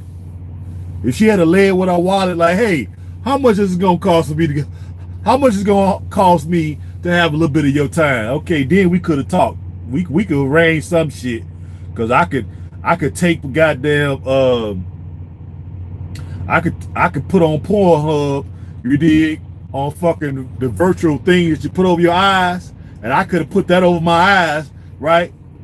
Shit, for the right price, motherfucker. In North America, they glorify chicks that look like linebackers and tight ends. Damn right. Fuck that. You come over here, I'm tackling your motherfucking ass and leave my motherfucking spike print on your face. That's what I'm gonna do. Cause hey, they can miss me. Cause that's true though. You right. You 100% right. Cause I see a lot of them. I guess cause I'm big. They figure they gotta have a big motherfucker to handle they big wide body asses. You know what I'm saying? 49ers and shit. Refrigerator Perry's asses. You know, face ass. So I guess when they see me, they look at me like, oh yeah, he can handle me. So I guess that's why they be trying to shoot their shot. I ain't going. I'm not going. I'm not even trying to be friendly. You dig? I'm cutting that shit short. The fuck out of here. But I was saying, I was in Indiana. Land Wells think they got, I think they got what is it? What they call it? First right to refusal to big dudes. Like big dudes want big women. Fuck no. I want somebody what they call it, fun size. I want a fun size where I can spin her around and get her to do tricks and shit. You know what I mean? I want a motherfucking circus animal in the bed. I don't want no goddamn beach whale. And I try to, turn over. It's taking her like 10 minutes to turn up. Bitch, what is you doing? Turn your mother big ass over. If she be breathing like this here, I'm trying. Give me a few more minutes. If you don't get your motherfucking ass out of here. Oh, this shit is crazy, guys. I kid you not. Everywhere I go, them fat bitches be breaking their damn neck. Especially the fat, because there's a lot of fat ones out here in the trucking business now. Because I guess somebody done told they motherfucking asses, hey, ain't no man finna come to y'all rescue. You know what I'm saying? You 100 pounds overweight. You should be around 150. You know, because us black dudes like them thick. So it should be. Well, thank you, man. I was bored all fucking day driving, so I've been keeping this shit pent up. So, right, they 5'5". They should be about 150. You know, us black men like them a little thick. Don't get it twisted, fellas. For all you non-melanated brothers, we don't like them too fucking big. Some of us, at least I don't. I like them about 5'5", 150. Okay? Now think, 5'5", 250. The fuck? What do I look like? Oh my God. So I guess because nobody's taking care of these motherfuckers, that they feel that They don't mind shooting a shot. It's been happening to me, but I'm just not really like acutely aware of it now. Because before I just never really even looked at their asses, so the shit was never on my radar. But now a lot of shit is on my radar. So now I notice more and more of them are out here in the trucking business, right? And so when they see me, they pull up next to me. I see them now. They smiling and winking and blinking and trying to get my attention and asking me questions and walking up to me and shit. I'm damn near on the foul. What was I at? Ohio. I was right outside of excuse me. I want to say, was that Columbus? I think I was right outside of Columbus. 5'5" and 300 plus pounds. She's defensive line. Hell fucking yeah, right? So I've been lying. What was I saying? Damn, you made me forget what I was gonna say. Shit, I forgot. I was saying 5'5", 300. Oh yeah, I remember now. Yeah, I was outside of Columbus, and I'm fueling up, right? And the chick in front of me, it was a chick, older white chick, right? Skin looked like, I don't know what the fuck her shit was wrinkled in a mother. She gets out the truck, she's in front of me, so she fuels first. She pulls up, we have to fuel aisle at the truck stop. She pulls up, I see her, and I pull up, I'm putting, getting my numbers and stuff in the machine. And I see her walking. So I was expecting her to turn from, make that left. Make that left turn on the side of her truck to go into the, into the building, get a receipt or whatever. This motherfucker make a beeline straight to me. So I'm looking at her like, damn, is this bitch finna come up and say something to me? I'm like, oh, hell yeah. So I'm like, yeah, hello? And then she like, yeah, I can't remember what the fuck she was saying, but whatever it was, it didn't make sense to me. But it was more so just to get my attention, I guess. Because I had on a tank top, looking swole like a motherfucker. And some shorts, because, it'd be hot in these trucks. So I had on a tank top. And I guess she was looking and saw me. And I guess that's why she wanted to come back and say something. But my mind frame was like, I don't understand why would this old motherfucker come back here to try to say something to me. So I guess because I wasn't responding the way she wanted me to, she finally went, oh, I'm going to go ahead and stop bothering you now. And I was like, thank God, bitch, get on. The fuck? You over 18. What the fuck somebody want with you for? What, you know what I'm saying? Like, who gonna do something with you? Your fucking skin is like literally falling off of you. The fuck? You got a motherfucking hairstyle from the 50s.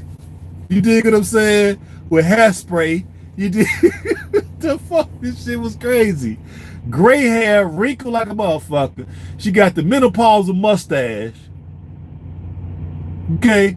Got on fucking mean jeans with fucking boots. I'm like, Lord have mercy.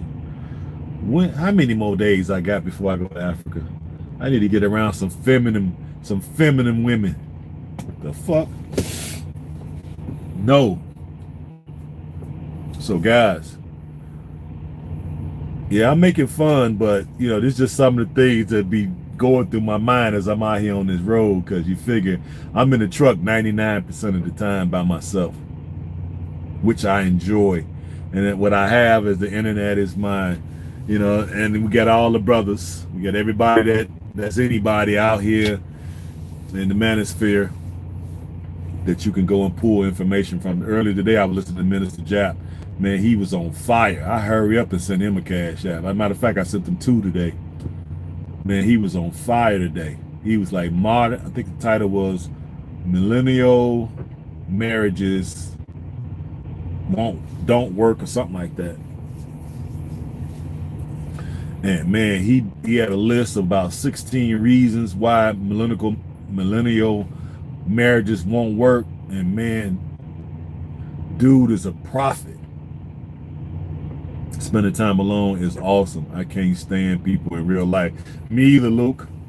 Because real people, if you ain't a red pill dude, but you ain't been able to see through this fucking fuckery, through the racism, the bigotry, the persecution of men, right? This feminism, right? These beta male simps. If you can't see through all this shit, fucking politic bullshit, all the shit that's going on, man, I don't want to talk to your motherfucking ass. So hell yeah, I love being by myself because it's a waste of my motherfucking time. You're blind to the facts. That's what Flavor Flav said, Public Enemy. You're blind to the facts, G. You blind. How the fuck you can't see what the fuck's happening? You a grown ass man. Maybe you didn't see it 5 years ago, 10 years ago, 15 years ago. But if you can't see it today, you in fucking trouble. This system is gonna have your ass in the ground 6 feet deep if you blind to this shit right now. Information is the thing that's gonna keep you alive and thriving. And accurate information, up-to-date information, gonna keep you fucking alive and thriving today. You're gonna be able to cut through all this fucking minutia and bullshit and carve out a decent living for yourself and really enjoy yourself and stay out of the fucking government meat grinder.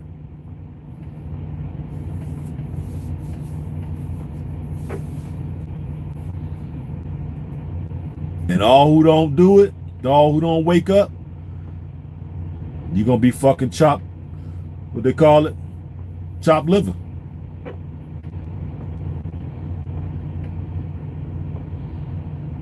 I see so many dudes being just literally mowed down, doing some of the dumbest shit,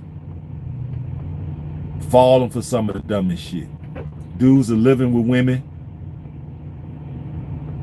that they call themselves married to in separate rooms, getting that old nappy dugout twice, 2-3 times a year, paying all the bills,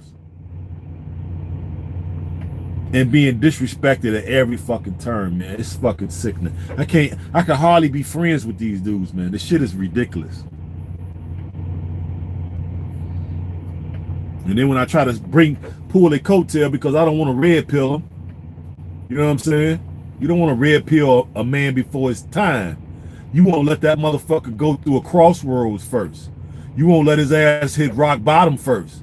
Then he opt to believe the shit that you saying because they don't believe it's this fucking bad. It's like, it's amazing to me that all this fucking disrespect is in your goddamn face and you can't believe that it's happening. Take off your rose-colored glasses. I had to stop talking to a friend because he what? Let me see. Hold on. He let a single mom move in. Yeah, I would have cut his ass off ASAP. You did the right thing, Luke. Salute to you. Did you see Dave? I still haven't seen him. Remember, I said I was driving all day, man. I put in 10 hours a day. And then as soon as I parked, I came on so I told you I was gonna come back. I got my little clamp for my holder, so now we can chop it up. So as soon as I parked the truck, I came on. So I've been on with y'all for an hour and 44 minutes. I get off the phone with y'all. I'm gonna do some shoulders and some push-ups, do a few arms. I may walk around this lot a few times, get some exercise in. I'm on my way to, right now I'm in Iowa, right on the other side of, where am I at? I think I'm right before Des Moines. Yeah, I think I'm right before Des Moines, Iowa. On my way to South Dakota. I ain't been to South Dakota in about, 4 years. Men are no longer men today. That's why we are in charge. That's why we are in charge now. Well, Y'all ain't in charge of shit really, but whatever, you know. You in charge of yourself and we in charge of ourselves. So you supposed to be in charge of yourself if you are an adult, you know. We just calling out all the fuckery. You know, y'all call out our fuckery. We calling out y'all fuckery. It's, you know, it's only fair. You know what I'm saying? Ain't no love lost. We still gonna like the nappy dugout. We still want to hit those nappy dugouts. We just don't want to deal with all y'all fuckery. That's all. Just like y'all don't want to deal with our fuckery. It's all good. Most men today are feminine. Yes, they are. Drive safe and have a great weekend. Absolutely, I will do. Appreciate that. You know, I want to get this next load in. No pun intended. So it can go on this week's check. Make for a very, very nice week. You know what I mean? So, hey, shout out to the women that's in charge. Yeah, y'all pay all y'all bills. Pay all your credit cards. Pay all y'all fucking student loan debt. Pay your car note. Pay your car insurance. Pay daycare. All right? Patch your own roofs. You dig? Fix your own car. All right? Fix your own tires and all that. Hey, go be my motherfucking guest. Shit. Pay your life insurance. You dig? All that. When you sick, make your own fucking soup. You dig? It ain't gonna be no sweat off my motherfucking head. I don't care. I could drive a truck if I had to. Yeah, that's if you had to. More likely you wouldn't do it. Or wouldn't do it for long. Yeah, we got a lot of women coming out here driving the truck. And I advocate, yeah, fuck it. Come on out here and drive. I ain't got no problem with y'all being out here. Just don't get in my motherfucking way. You know? And if you ask for help politely, if you need it, I would be willing to oblige. I'll give you some assistance if you ask politely. You know what I'm saying? But if you ask with attitude and ask me something as you entitled, then I ain't gonna tell you shit. You know? But most of the women that do ask for help, they ask it in a legitimate way where you can see they want some general guidance. So cool. I ain't got no problem with that. You know, you at this point, pretty much y'all forced to have to get out here and work. Because ain't no motherfucker finna come rescue y'all on y'all goddamn own. Us guys have to struggle to where we are in life, but eventually we win. Absolutely, we win.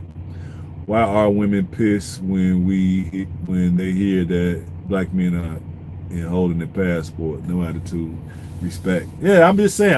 This is how we talk over here in Men Spaces. So if you're not comfortable how men talk in Men Spaces, you might want to go somewhere else where the language is a lot cleaner and a lot more censored. Well, this is the way men talk in Men Spaces. So if you're gonna come over here, you're welcome. But you know, just know, you're in a man's space. This is how we talk, and we're not gonna change how we talk because certain people are here. But anyway, the reason why a lot of ABWs feel the way they feel when they understand a brother has his passport is because they realize that you have. No, let me take that back. Let me set it up right. Let me slow down. I finna rush the game. Can't rush this knowledge, right? Took us all this time to get it. The reason why they have a problem when they see a black man with passport is because what up? It's just another troll. Yeah, it's cool. We don't care about trolls. We do not care. You know what I'm saying? We gonna do what we gonna do anyway. It don't matter. But anyway, the reason why they feel that way, bruh, is because you are unattached. Listen to my words. You are unattached. You have no slave master. You are free thinking black man.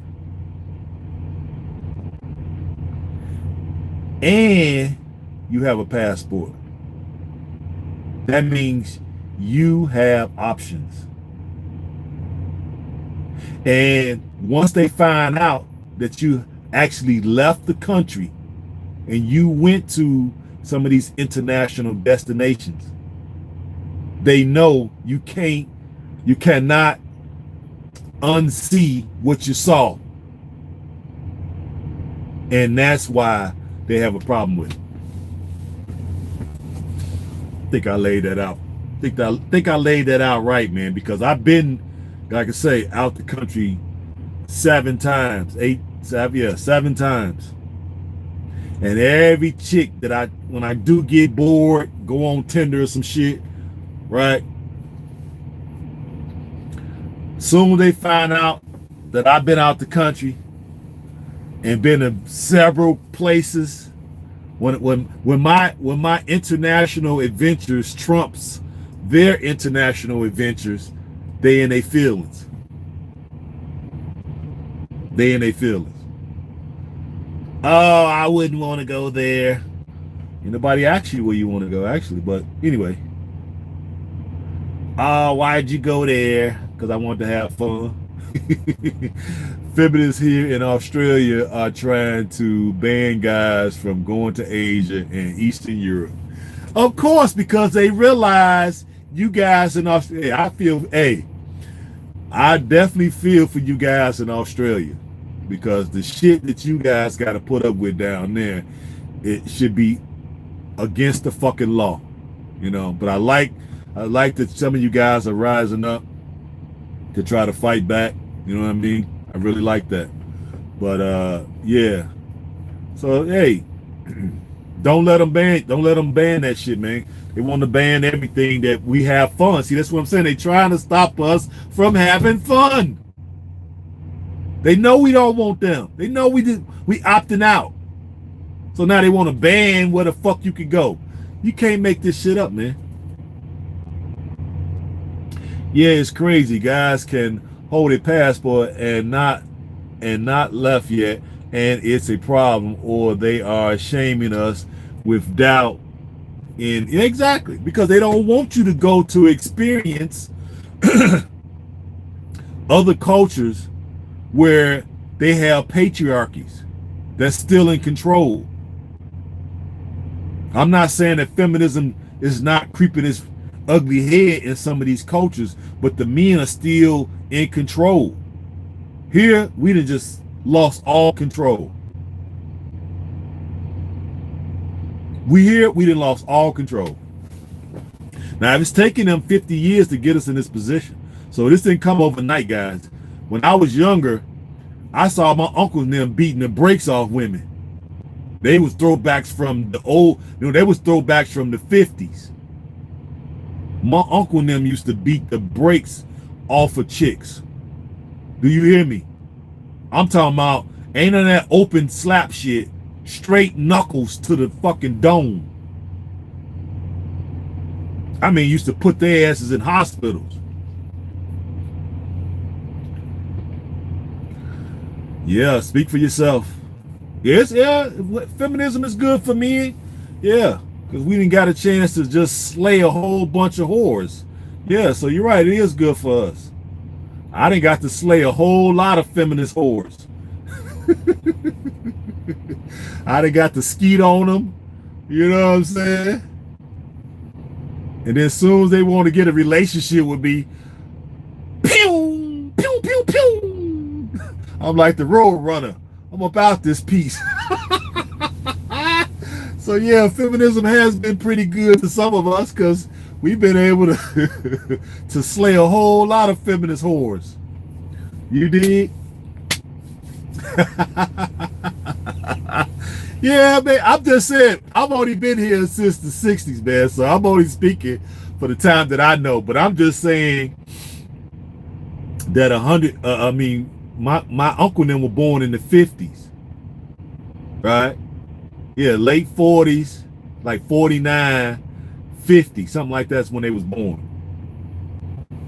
Yeah, I know I'm a terrible man. That's why I like terrible women.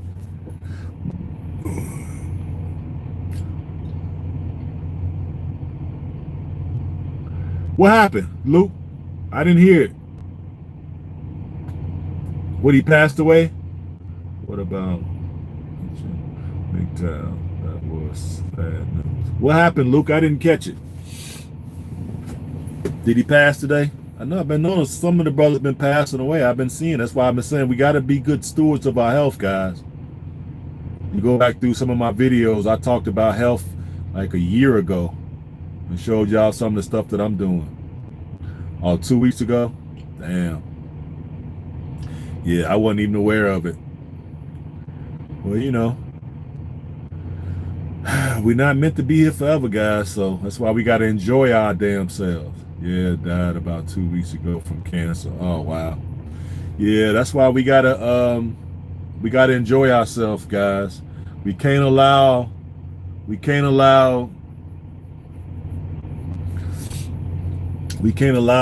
granocracy to pigeonhole us into a life of misery and suffering. Right? We got to do whatever we got to do. Exactly. We got to do whatever we got to do to have as much fun as we can before, you know what I mean, the universe calls us back to the essence, back to the ether. That's why I work so hard so I can play fucking harder. Yep. And we see that this country is now, and most countries in the West are not allowing us, right, free reign to have fun, because we can be criminalized for us just doing some of the stuff that men normally do, that men been doing in the past. So we can't do what our grandfathers did and our grandfathers' we can't do what they did. Not in the West. This is stuff that straight out of, yeah, Marxist. Exactly. Theory playbook. Exactly, that's what it is. So we have to work hard, get our money right, get our passports.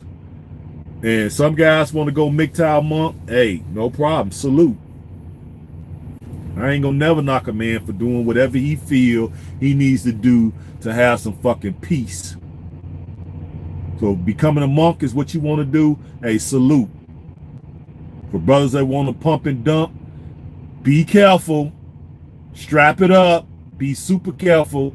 But salute. Whatever the fuck you want to do to be happy, if that's gonna bring you some peace, then so be it. For me, I'm with the passport game. I'm catching flights to go have my fun. You dig? I'm at the later stages in life. That's what's up, Luke. I ain't got no problem with the monks. You know what I'm saying? Do you? Me? Hey, I'm already at the later stages of life. I'm going on 56. You know what I'm saying? I take damn good care of myself, but I want to have fun, man. You know what I mean? So I'm going to these places. Exactly. I starved the system of my resources because I don't really spend much out here. And I've been prepping for about 1.5 years, almost 2 years. You know what I'm saying? So I'm buying all the stuff I need. So this bad boy run aground, I got everything I need to survive for at least 1 year. You know what I'm saying? But I've also became a citizen of one of the African nations. So now, push come to shove, I could just go to the, hey, look, I'm trying to get up out of here. I got to go home. And people like, well, man, you got to take the syringe before you leave. Negative. I'll run down to the border. You know what I'm saying? I always keep some emergency cash. And I'll pay whoever I need to pay down there, the Mexican border. You dig? Make my way over to Cuba. Catch a flight out of Cuba. Are the BWs more threatened that we hold passports and are actually traveling globally? Hell yeah, they threaten. The fuck? Hell yeah, they threaten. Because you go to, at least in my case, I speak for me in my case. By me being African American and me being a red pillar, Me being woke for years. I've been divorced 20 years. Right? I've been pumping and dumping for 20 years. You know what I'm saying? When I go to Africa, you're going to be able to find feminine women everywhere, every country. They still have legitimate patriarchies in most of those countries. Legitimate. Men run that shit. Okay? So you can go there, and because of the exchange rate, it gives you more of a superior position to be in. Right? So of course they're gonna be threatened by it. If you go over there, spend about 2 weeks in the motherland, man, you ain't gonna want to come back here to these sour puss. Hell no. Hey, well, go ahead. You can get my tell them to give you my booster while you down there, Carly. The government should stop you from flying to exploit women in other countries. How am I exploiting women in other countries? So you saying, well, girls take girl trips down to the Bahamas to participate in hedonism. Should we be telling the government to stop women from going down to the Bahamas to get their backs blown out, or tell them or keep them from going to spring break down to Carmel St. Lucas or Cancun, you know what I'm saying, or Tijuana, getting their back blowed out, or keep them from going to Paris? Y'all do the same shit. Fuck out of here. Stop it. Stop it. Power of the little blue book. Damn right. Damn Skippy. Women be doing girl trips all over the fucking world. And I know most of y'all, when y'all doing girl trips, not all y'all, but most of y'all, be looking for some foreign swipe. Foreign swipe. And I know y'all be thinking, oh, if it wasn't in America, it don't count. Now, how many times have these women been going out here cheating on their husbands, cheating on their significant others, right?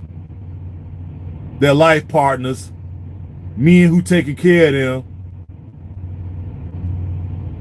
Exactly, fucking good point. Because I've been in them countries, and I ain't gonna even tell you how many wanted me to split their motherfucking asses up the middle.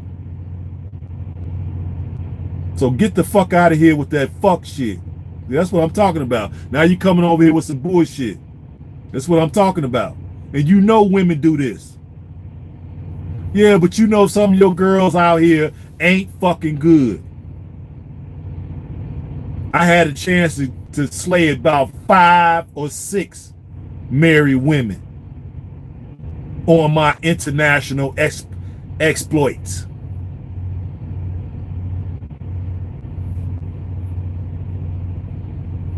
And it wasn't like I was pursuing them. They was pursuing me.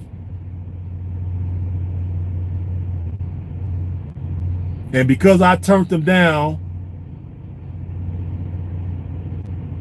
right, which I turned them down easy, I caught each one of them with one of the guys from that country creeping up to her room with a bottle of wine. It don't take no fucking rocket scientist to figure out what the fuck was going on. I said no, politely. She went out and found somebody else and got a whole husband at home and kids.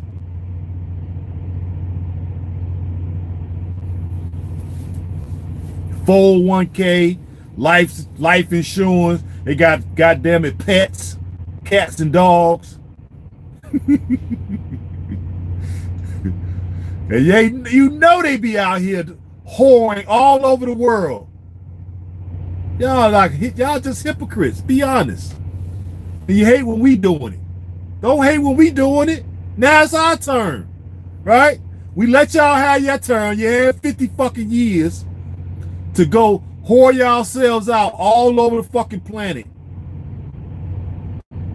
Still doing it. So now it's our turn.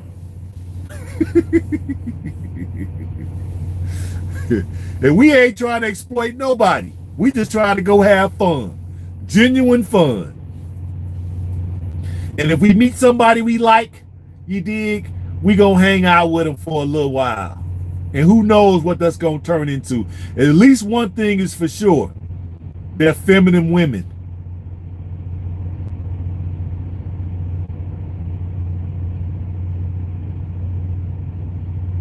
And y'all can't compete with that. That's why y'all fucking mad. Y'all can't compete with feminine women. Not today, y'all can't. Y'all don't hold a candle to feminine women.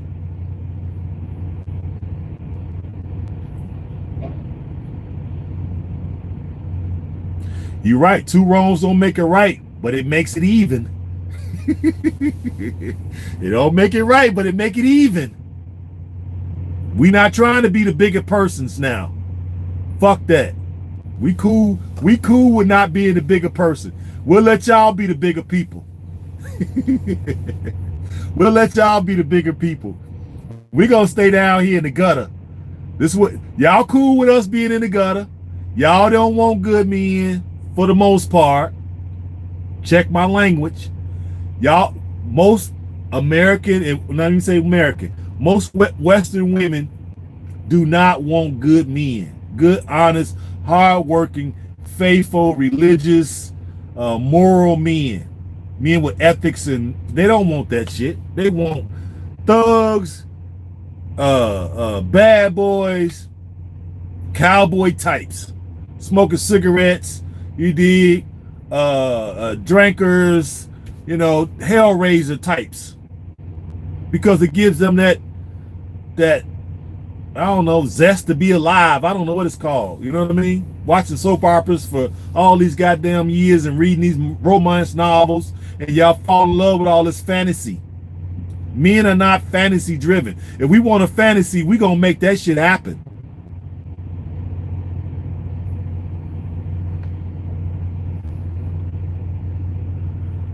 Hold on.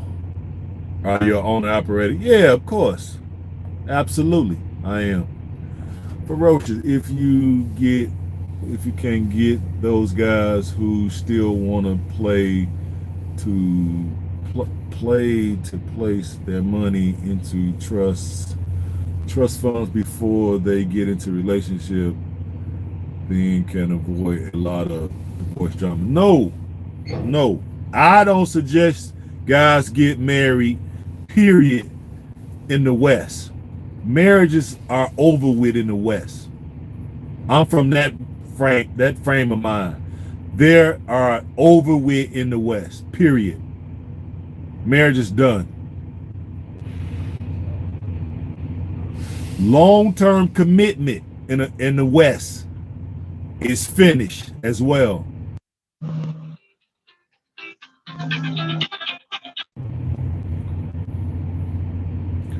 Sorry about that.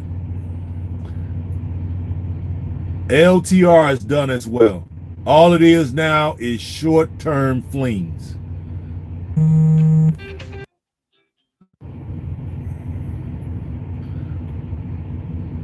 Basically, a longer version of a pump and dump. That's what most women are doing now. They've been hearing us talk. They come in our spaces to do their little spying and espionage on us, and they've been finding out about the pump and dump, so now they won't beat us to it. So okay, great. We'll play the game. We'll get together and we'll, you know, kid each other for about 3 months, and it's over with.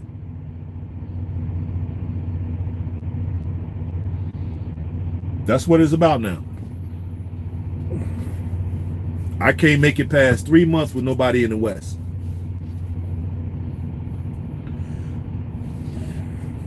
And and it started because they tried to take control of the relationship. How are you trying to be in control of something? You're not as smart as me. You don't make really good decisions. You don't make as much money as me. You don't have a track record of being in healthy relationships. You got 3 kids by 4 different men and trying to tell me something? Please. Batch, please. 304's gone. 304S gone. Let me see. 304. Yep, simps. Yep. Some of them can't stop. Master your own biology, or your biology will master you. Well said. Well said. You're a hard man, but you will be lonely and need love someday. I've already had love, darling. I've already experienced love. It was very, very pleasant and pleasurable, and I wouldn't give it up. I wouldn't trade that for the world. But the love that I experienced in my youth, that was real love, and that was because I had a virgin. The beauty is, I can get a virgin now. I just got to go out of America to do it. See, that was the only time I've ever experienced real love. So once in my life, so I know how it feels. Okay. But I really don't need love at this point. I take lust. You dig? It's all good. I ain't got to get love. I take lust. And there's plenty of lustful ladies out here that'll be willing to get down and be just as lustful with me as I be lustful with them. So thank God for feminism. Thank God for feminism. Now I get to be as lustful as I want. I just got to make sure it's with a consenting, lustful female. And thank goodness to feminism. Hey, they out here. They're out here if you want them. Or they are 30 over and very masculine, stuck in their ways, or look like tight ends with multiple kid dads, and have 10. Exactly. More than 10. Shit, you talking about 100. You missed a zero on that. You missed a zero on that, Mr. GG. Yeah, tingle all the way. Exactly. They fall in love with Disney movies and Snow White and all these fucking sitcoms, the fucking soap operas. Keep the shiny side up, driver. We'll see you later. I appreciate you. Come anytime. You're more than welcome. Over 10 bodies. Yeah, exactly. It's more like 100 bodies. He missed a zero on that. He missed a zero on that one. Shit. Some of these chicks, boy, hey, y'all got, hey, we still got opportunity. I just choose not to do it over here because it's just too risky. And I got too much going on right now. I got my crypto jumping off. I got about 50 different coins, so I got all the the superstars. I got my stocks, you know what I mean? Got my truck running right, making great money. I done streamline all my expenses. I done already prepped. You know what I'm saying? I got like a couple more things I need to get, and I'll be good with no food, no water for at least a year. I'm good. They love earthly things. Yeah, they do. So that's taken care of. So now I'm trying to get my property built over in Africa. So that way, when this bad boy here go belly up, I could be like, you know what? I'm going to take my little ball and go on home. You dig? Over there, it's still patriarchy. You dig? The women are still submissive. You did. You got a few of them that's trying to get out there and get on the feminist bandwagon, but they can't do it because the environment does not support it. Okay, they don't have a government apparatus, right, supporting this agenda. They don't.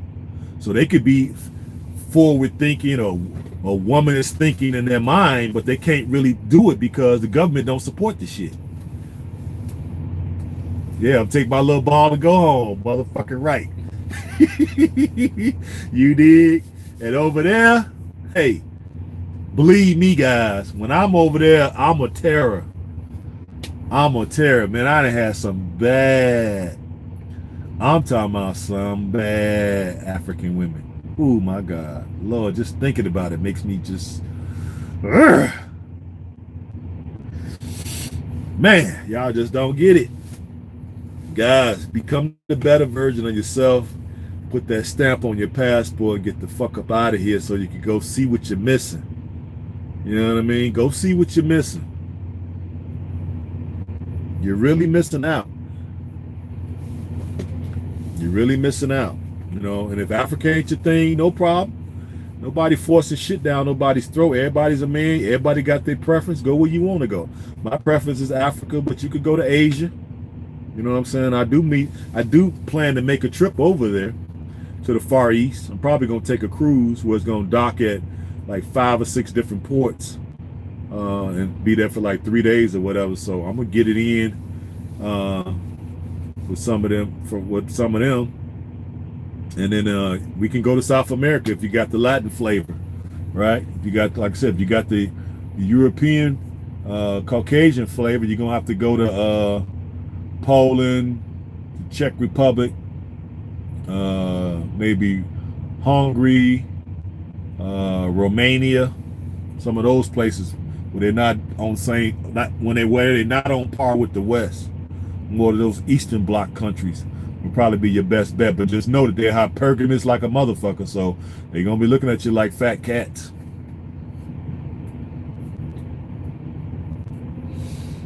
Oh well, thank you for letting me know that. I know that. I know it's it's not. I've been to 7 different countries in Africa. And I'm a citizen of one of those countries.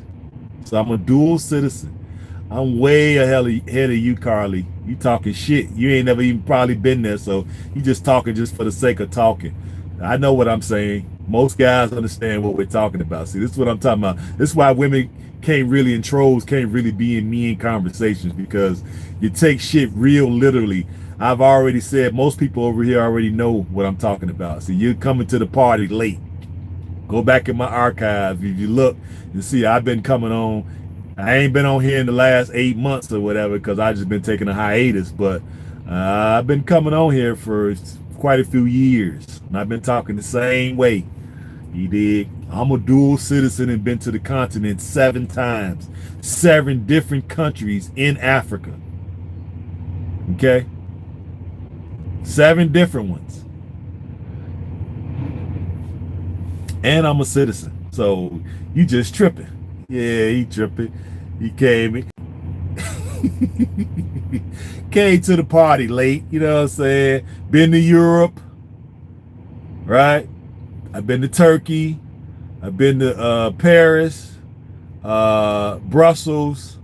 I've been to the Netherlands, right? Senegal, Gambia, Benin, Cote d'Ivoire, Ghana, Zanzibar, Tanzania, South Africa. I've been to Bahamas and Jamaica.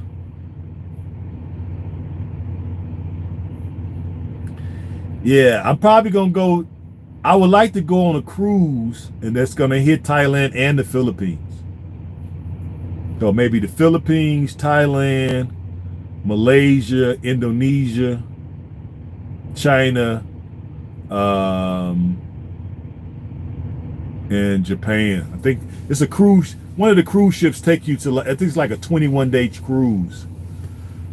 It's about five or six stacks, but you know, I think it's all inclusive. So I'm gonna take that cruise one of these days, and it's just basically to go see the East, just to say I've seen it. You know what I'm saying? Partake in some of their women, see if I like the Asian persuasion, or should I just stick with my brown sugar? You dig? So I'm definitely gonna take a trip over there just to see. Just to see. You know what I mean? But yeah. That's what we gotta do, guys. Work hard, grind hard, make as much as you can, try to keep as much as you can. Prep. Make sure you got a year worth of food. Make sure you got a way of having access to clean water. Make sure you have access to, you know, all the stuff you're gonna need to prep in case the grid go down, food rations start, water shortage, there's no power, say the cells, you know, go out, you need your short wave radios, you need your generators. I just ordered a solar generator a couple days ago. Probably my next check, I'm gonna order a gasoline one as well. So I'm gonna have two sources of having power, just in case you can't get out of here. If the country goes belly up, you can preserve yourself for as long as you can, as well as look for other places to go. You know what I mean? Look for other places. Start going, at least going to visit and scout the other place out. That way you can get a sense of, are you gonna like it? You know, can you tolerate the food? Do you have access to clean drinking water? You know what I mean? Can you make money over there? What can make money? Is it safe? You know, all the questions you should be asking for your survival. So in case you do want to get up out of here, where would you go? What other place would you go to live if you wanted to get out of the West?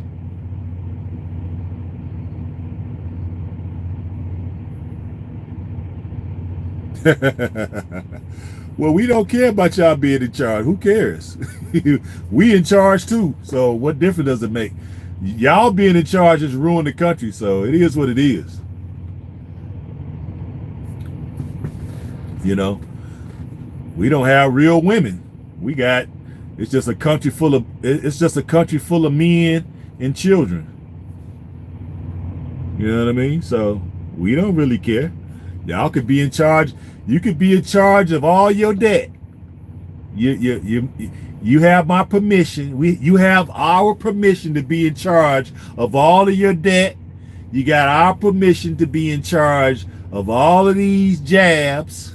You have our permission to be in charge of all of your prescription meds, right? You got our permission to go to as many therapists as you want. You have our permission. Hey, have at it. We finna be on a plane somewhere else, sipping on something nice on the beach. You did, with a couple 18-year-old Filipinos.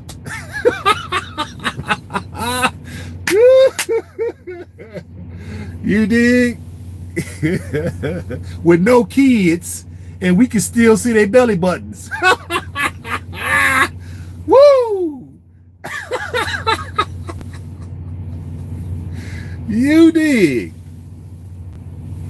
Yeah, so y'all stay here and be in charge. Feminists have freed men. Exactly, Luke. They freed us. They don't realize they freed us. Don't get mad. You know what I'm saying? You can say what you want to say. Shaming ain't gonna work over here. You know, whether you say we real men or we ain't real men, who gives a damn? There's no real women, so what difference does it make? What's that, Malaysia? That's what you mean? Yeah, Malaysia cool, I guess. Yeah, that's what it is. Malaysia is best for a single man. Yeah, well, I don't know. It's probably gonna be on that tour, Navigator. Because that tour I was looking online, I don't know if it's with Carnival or Princess or one of them, right? Well, that tour was gonna cover all those places: Vietnam, Cambodia, guys. Vietnam, I heard, was decent. Cambodia, I heard, and of course the Philippines. Y'all women can be independent and keep what we built and created in North America. We got our passports and leaving. The results speak for themselves. Exactly. All we gonna do is go wherever we going and build it up. We got all the fucking skills. We got all the skills, guys. We got the skills, the brain power. We got the degrees. Don't let them fool you. You know what I'm saying? We got the expertise. We got the experience, right? Come on, man. Stop it. Stop it. Stop it.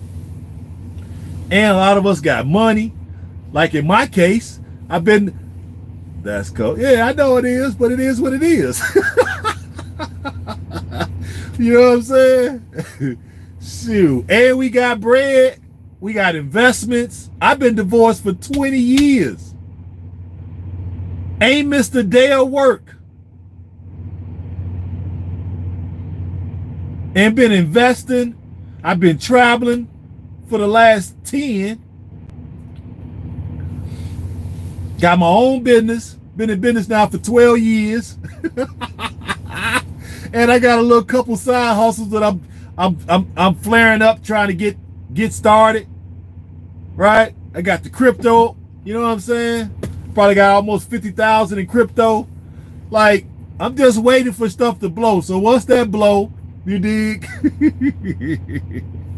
When we go to these other countries, Carly, we're literally millionaires. And we got skill. And we got experience. And we got wisdom. This shit is, hey, it's too easy, guys. All we got to do is do what we've been talking about. And just let the women be in charge. And let them just deal with, you know,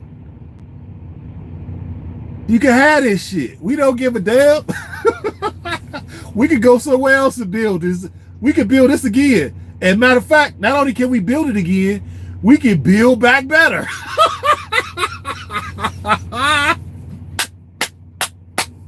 Hey, we can build back better. Shit, we don't give a damn. Hey, shit, this is what up before us. What we got, what people got here. Shit. Luke said, here in Australia, if you work in a hospital and airlines, etc., they're making vaccine compulsory. They have till the end of next month, or the end of next month, to get it. If they refuse, they lose their jobs. Exactly. Well, Luke, they should keep working. This is what my suggestion would be. They should keep working until they get fired. Let these municipalities fire them, and then everybody get together and put in a class action lawsuit. Let's just start suing these countries into bankruptcy. You should already be prepping. Should have already been prepping. You should already have a year worth of food. You should already have access to clean drinking water. You should already have access to power. You definitely got to have, you know what I'm saying, items to protect yourself. Pew, pew, pew, pew, pew. Okay? Y'all know what I mean? Right?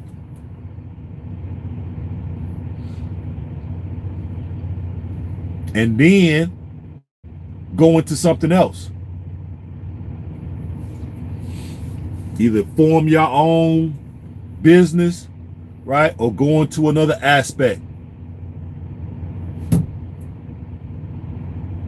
Either that or You can leave the country. Sell what you got, leave that bad boy. That's why I'm saying this is going to be a shift in wealth, what they call it, distribution of wealth. You know what I'm saying? You come, hey, come here. Leave Australia, come here. Get your CDL, get your work permit, or you can drive a truck here, become a citizen here. At least you'll be better off. I don't know how much money they make there. Maybe you can drive a truck there, or you could do something. Because I know trucking here is pretty easy for us to get in. As long as you can read and spell, right, and add, you could get a CDL here. You know what I'm saying? I don't know what they should make pretty good money there in Australia on the trucking side, right? You could probably get with some of the renegade boys down there, because I'm sure y'all got them, right? Get down there with them, and then they ain't gonna be forcing no mandate on nobody. Just like they're not forcing it on us here.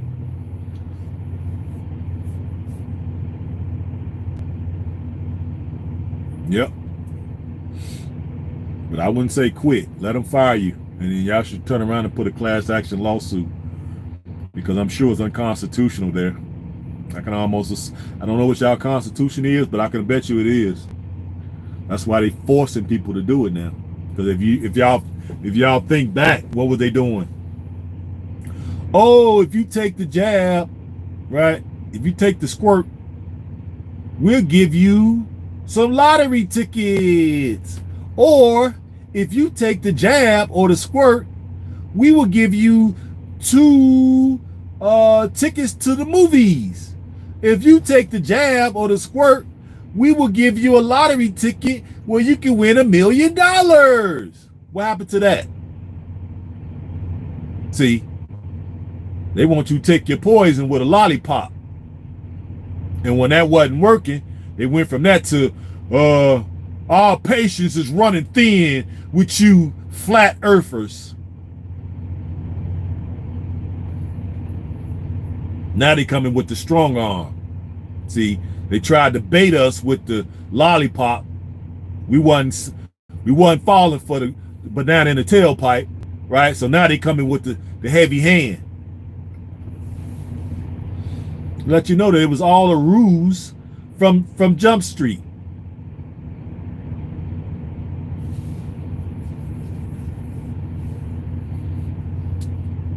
So I would say, hey, let them fire you. Put a lawsuit in. You should already be stocked up on your essentials, and then start looking for something else to do. Because they're not going to stop until we just take it to them. Every Western nation, we're going to have to just take it to them. It's going to eventually come down to that.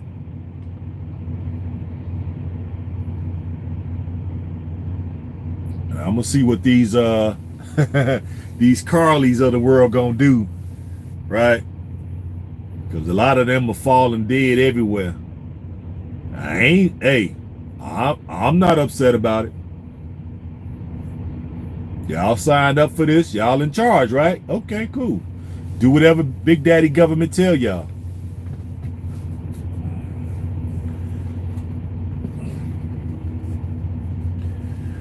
Guys with options don't go for the girls who are 30 plus. Hell no. The only way I'm gonna take a 30 plus, hey Luke, the only way I'm gonna take a 30 plus, I'll take her ass for 24 hours and then give her back. Yeah, I'll take her for 24 hours, maybe 48. If that peace leaf, shout out to Coach, if that peace leaf is on point, I might keep her for 48, 36 hours, you know. Then giving her ass back though, because she's already probably a feminist sympathizer, if she's not a flat out feminist. In charge. She's in charge. Yeah, right. You're in charge of fucking trash heap. That's what you're in charge of. You're in charge of your dumpster fire of a life. They out here complaining left and right. If a dude marry a chick now, they out of their fucking minds. There ain't no way. They only getting married for the wedding. They're not getting married because they want you the man. No, they getting married for the wedding. Chance for them to have a big ass party at your expense. Because they ain't got no daddies. The daddy's supposed to pay for the wedding. What happened to that? So they can show off to they ain't shit girls, they homies, they friends. That's all the wedding is about. And as soon as all that shit is over with, they give you about 3 good months. And after that, all hell breaks loose.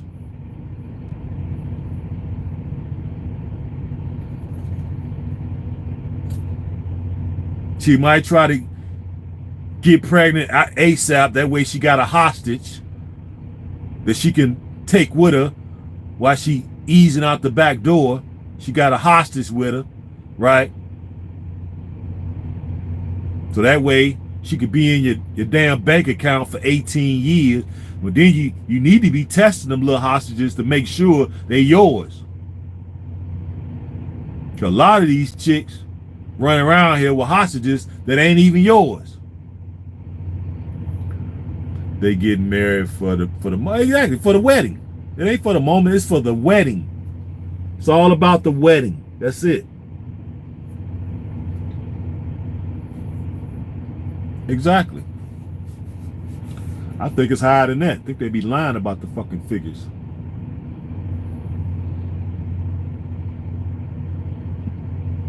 Yep. Make sure you test your seeds.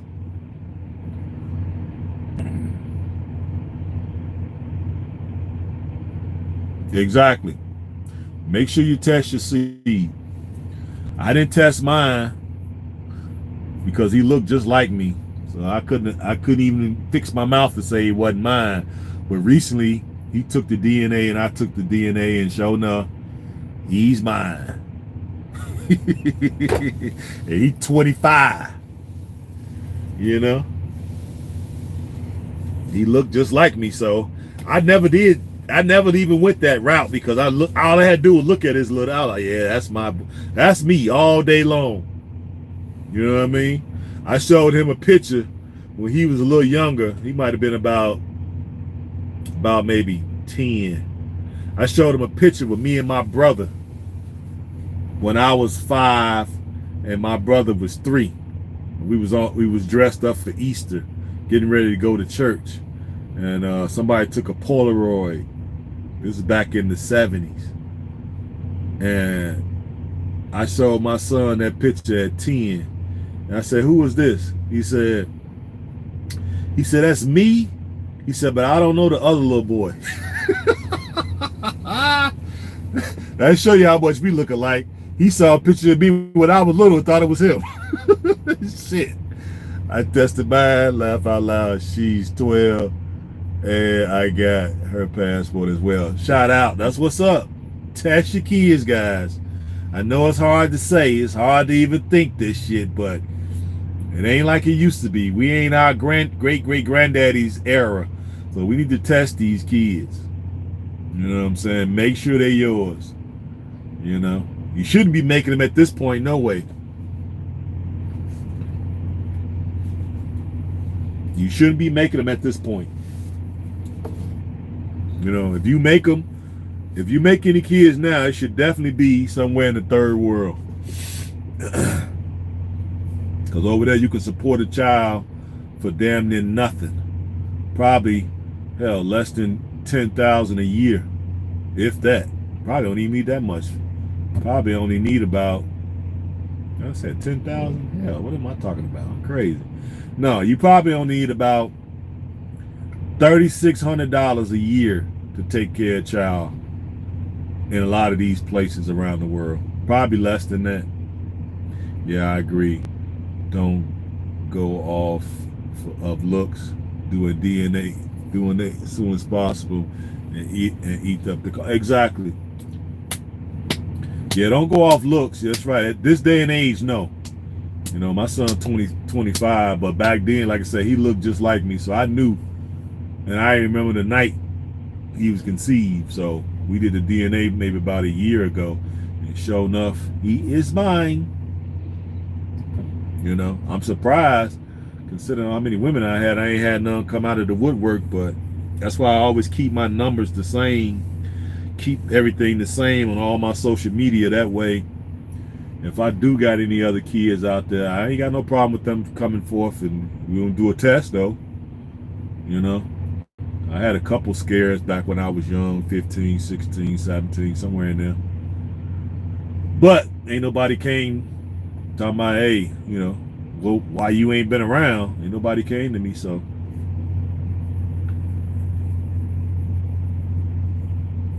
So I don't think I have any out there that I don't know about. But if I did, I'd just explain to her, hey man, look, I had your mama in the bathroom at the club one night, and shit, I ain't seen her ass since. You know, what the fuck you want me to do? You know what I mean? Or so I was in the basement of McDonald's, you know, when I used to work there, and I used to bend her over a box of freaking Big Mac packages. So shit, she never told me she you know, she was pregnant. So how the fuck I was supposed to know? You know what I'm saying? Or yeah, I had your what? No, your mama was walking down. What happened? Your mama was walking down the street. I was like, damn, that ass is fat. She overheard me, and she was like, what? What you say? I said, you heard what I said. That ass is fat. She was like, yeah. What's up? Then she was like, nothing. I'm trying to find something to get into. Yeah, me too. Let me holler at you. About 20 minutes later, had your mama bent over in the bathroom, over the commode. After 20 minutes of talking to her when she was walking down the street. And I haven't seen her since. You dig? So don't come yelling and screaming at me. Shit. That's what I would tell if a kid showed up out of the blue. That's what I would tell him. Hey, I had your mama was walking by. Okay, I was spitting that game at her. You did, tell her how beautiful she was, how fat that ass was, and what I was gonna do to it. And she was like, all right, show me. And I was like, shit, say less. Just took her ass in the bathroom, bent her over. You did, gave her $17. You did, because 5 of them was gonna be a cab, the rest of it was for her to get a Big Mac sandwich. God damn it. Yeah, I had a few pregnancy trap scares in the past. It's real. Protect yourself, guys. Facts. They will try to trick your ass in North America. I only got one. Yeah, I only got one too, and I was married to her, so I had mine the right way. I divorced her after he was born. Yep, I divorced the first one. That was my first wife. I didn't have no kids by the second one. I had kind of wised up a little bit. I'm like, she was younger than me. I think I had her by, let me see. Yeah, I had my second wife by 9 years. I was 9 years older. So when I got her, she was 23. So I was like, I want a baby, I want a baby, I want a baby, I want a baby. I was like, wait. Every night I was saying, wait. And I was busting the condoms down. I'm your wife. You don't make no sense to be using condoms on my wife. I was like, shut up and bend over. Shut up. And I was with her for 5 years, no babies. So when we decided to call it quits, I was so glad that I stuck to my guns.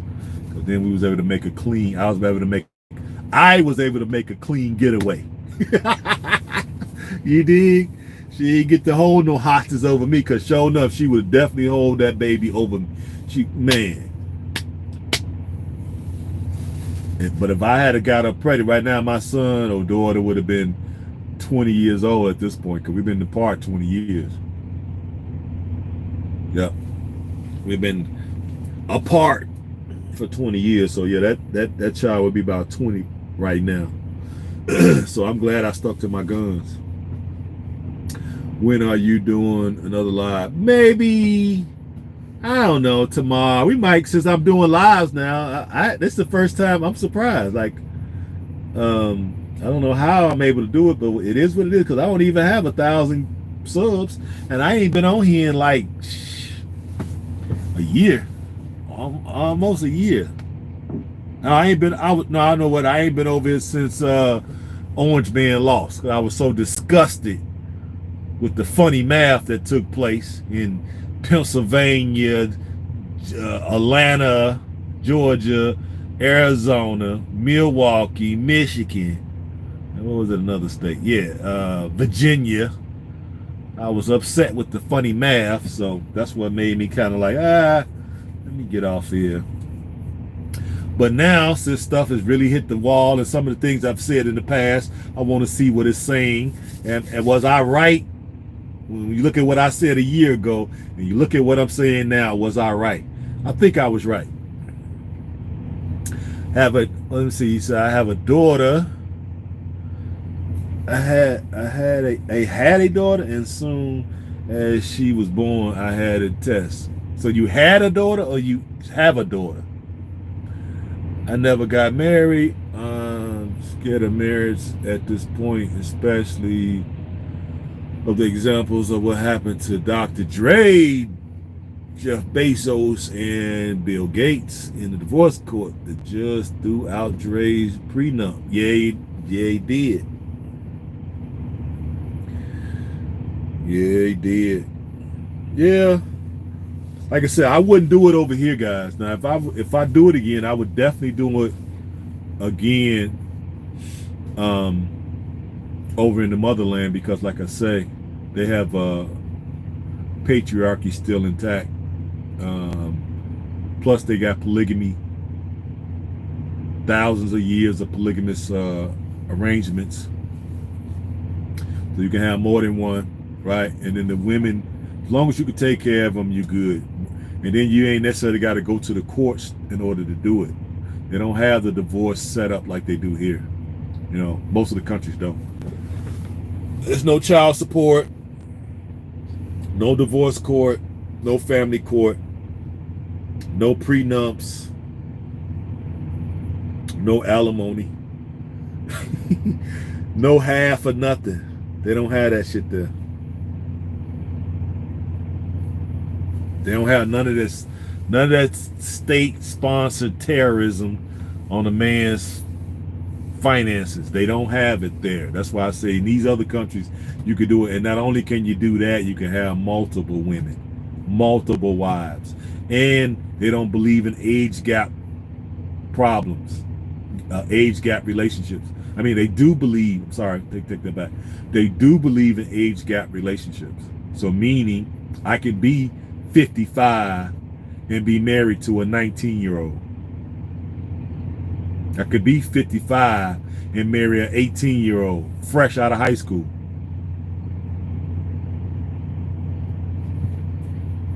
Or 20 or 21 or 22.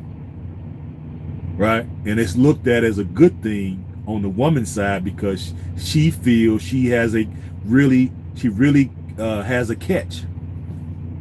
A man with wisdom, right, and understanding and wealth. It's sort of like, look what I have. You know, it's one of those things. It's more like I could go and brag to my women, look what I have, or my family or my friends, right? And in certain countries, you can marry sisters. You can marry aunts, all that. You can marry a niece and her aunt, or even marry sisters.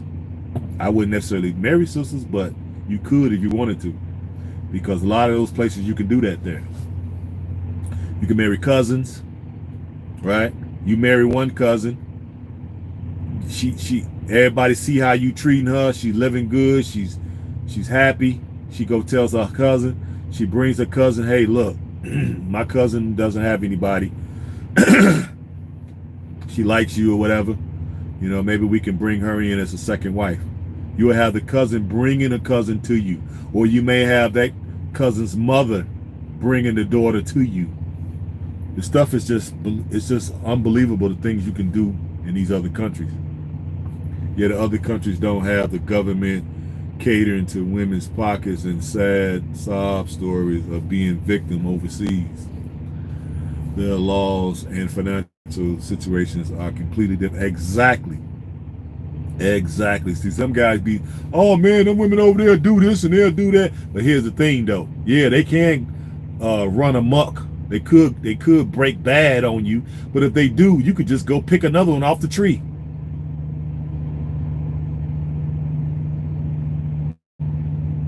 And then her family gonna ridicule and be on her motherfucking head, because they're gonna be like, what the hell are you doing? You gonna go be in the streets? They ain't gonna let her come back home.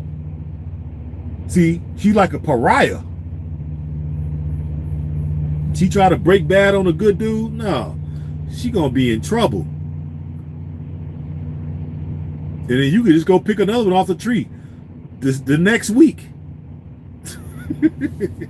She ain't no divorce court. Ain't none of that shit. No child support. If you divorce a chick, you get the kids. In most of those countries, the man gets the kids automatically, because why? You are the one who can take care of them. The woman has no money. And if you say, well, look, I'm too busy to take care of the kids, then you could petition the court for the kids to live with the ex-wife, and then you pay her a stipend so she could take care of them.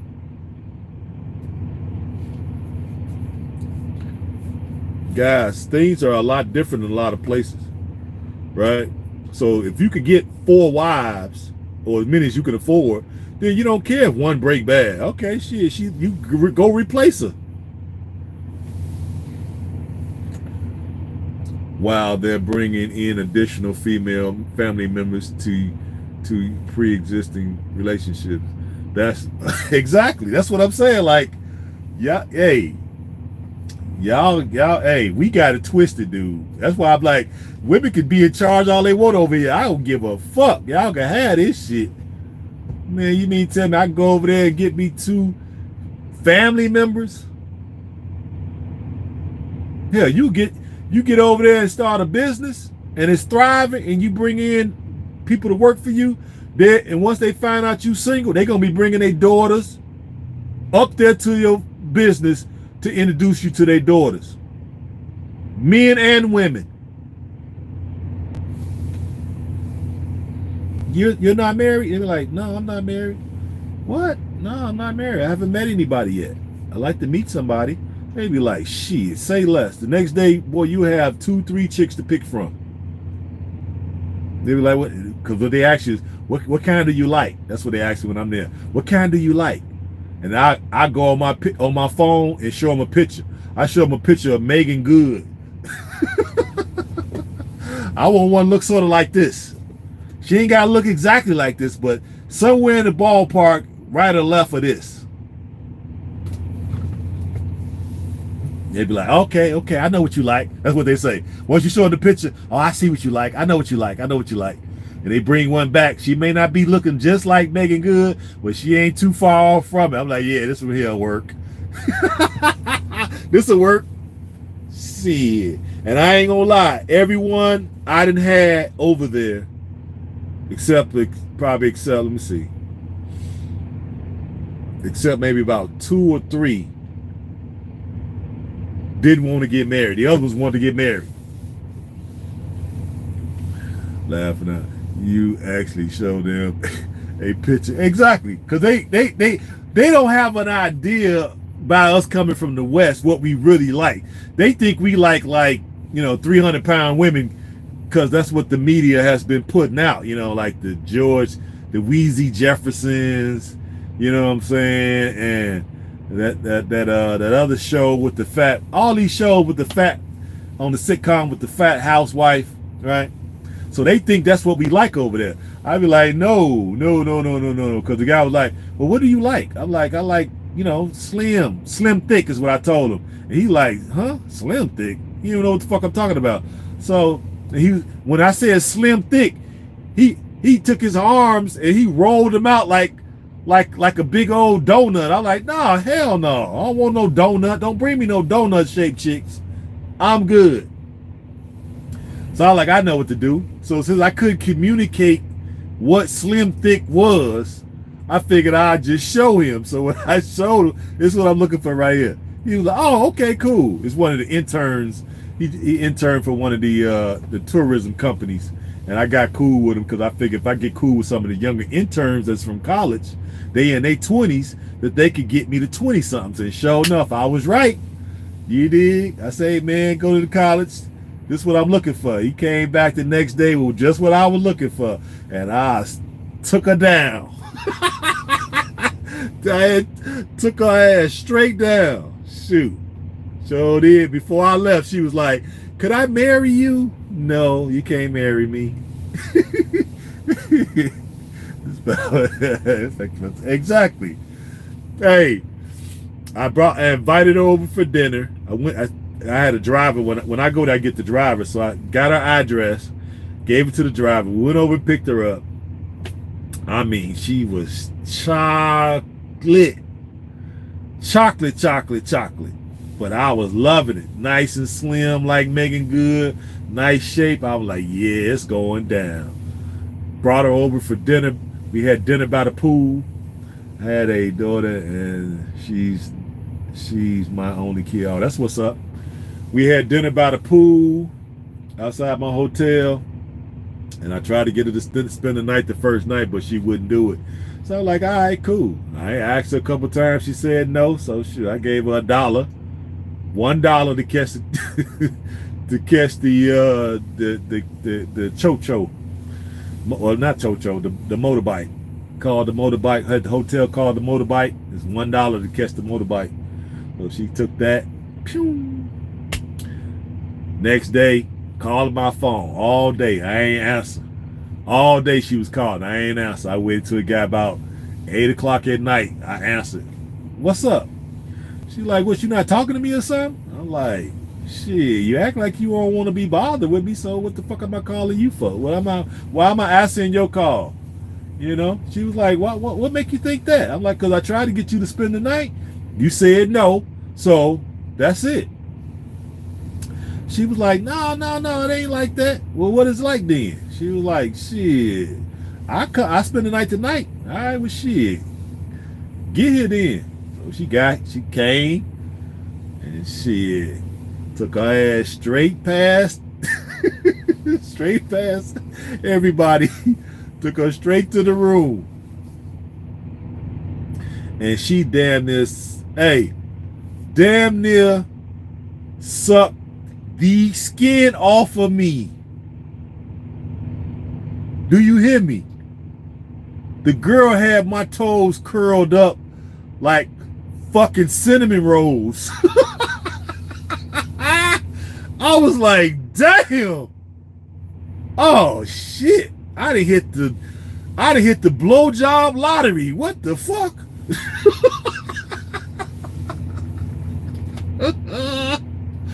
Oh my God. Man, this girl had my motherfucking toes curled up like cinnamon rolls. Do you hear me? Woo! That shit was on point. I was like, damn. Man, I was there for 2 weeks. I was in that ass every day. Sure was. And that was like, I think that was like a Monday or some shit. She was like, well, can we get married on Saturday? Hell, that's why she resisted the first night. Yeah, I think so. I don't know what it was. I was wondering because I was like, what? Maybe because I had said some shit that I think I said some shit. You know, I let a little my red pill slip out.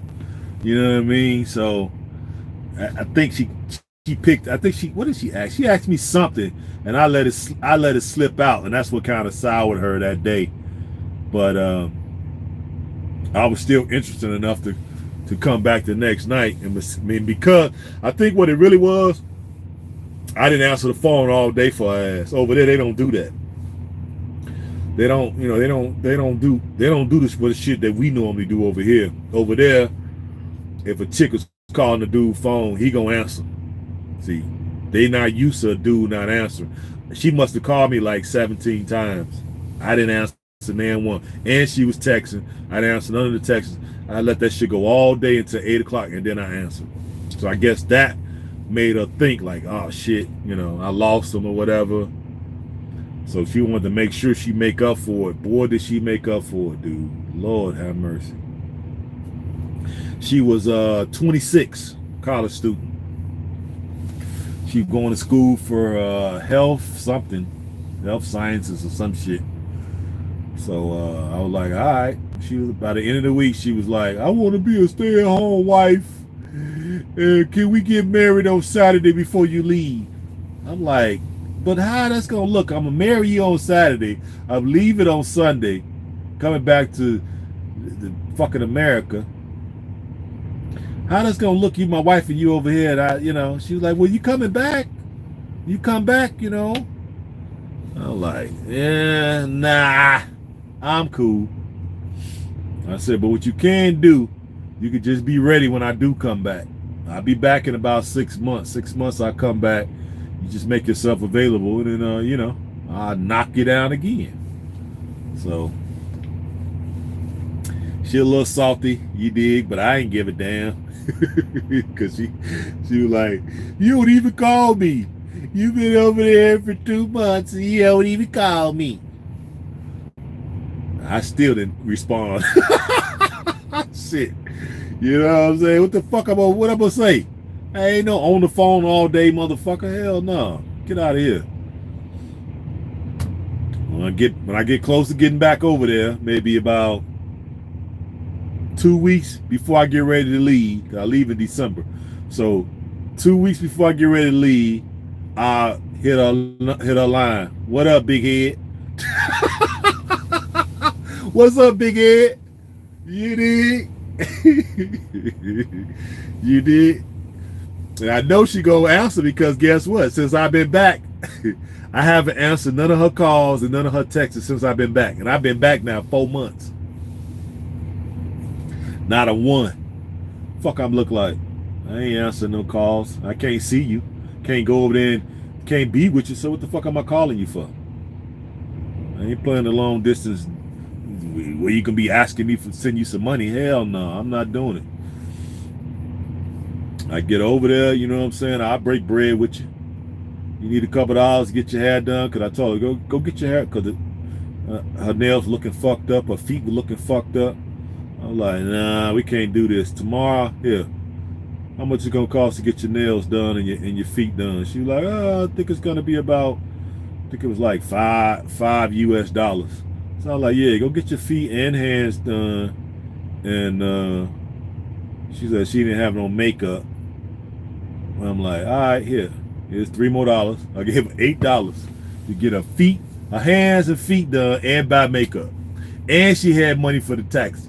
This shit is crazy, guys. Woo! It's like, this shit is crazy. Some Sims married 2 sisters about 6 months ago, and both girls are 35 and Weston. He is totally screwed off. Yeah, he's screwed. Yeah, he's screwed. Now, you could do that in a different country, but you can't do it in no fucking Western country. Hell no. No, you got to go in countries where, one, you got to go to countries where you have a preference for a certain type of woman. That's number one. It has to also be a country where, wherever country you're coming from, it's on a lower run than the country that you're coming from. Okay? And then it also have to be a country that it's not like a really strict country, like a Muslim country or something like that. A totally Muslim, Islamic, Sharia law type of country. Can't be one of them. But outside of that, that's pretty much it. You just got to have the right paper, take a bath, You dig? Put on something that smell good and just go and shoot your fucking shot. Because she wanted to spend the night that first night. I was mad that I didn't get her to spend the night that first night. That's why I took it out on her ass and punished her that whole week. She knew she wanted to spend the night that first night she came. No. I'm like, you sure? You sure you don't want to spend the night? And your body is saying, your body language, I tell you, your body language is saying yeah, but your mouth is saying no. She was like, no, I don't want to spend the night. I don't want to spend the night. I don't want to spend the night. Are you sure? I don't want to spend the night. You sure? Yeah, I'm sure. I'm like, all right, then, fuck it. Just to have her come over the next night and damn near suck the skin off me. Shit is crazy, guys. These is the shit that, because she wanted to spend the night. I know she did, but this is the type of games that women play around the world. But see, over there, it's easy to bring down that resistance because they have no government system helping them with their fuckery. See, she ain't got no fucking government system helping her with her fuckery. So once she realized, damn, I'm fucking with a high value man, what the fuck am I playing for? I'm not a virgin. Let me get this motherfucker what he want. And not only let me give him what he want, let me give it to him like I fucking mean it.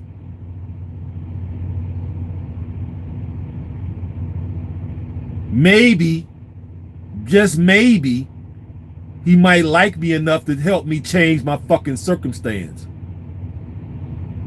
Because there's no government safety net in a lot of these places. Zero. It's only in the West. So that's the benefit of having your passport and being on your fucking purpose. That's the benefit.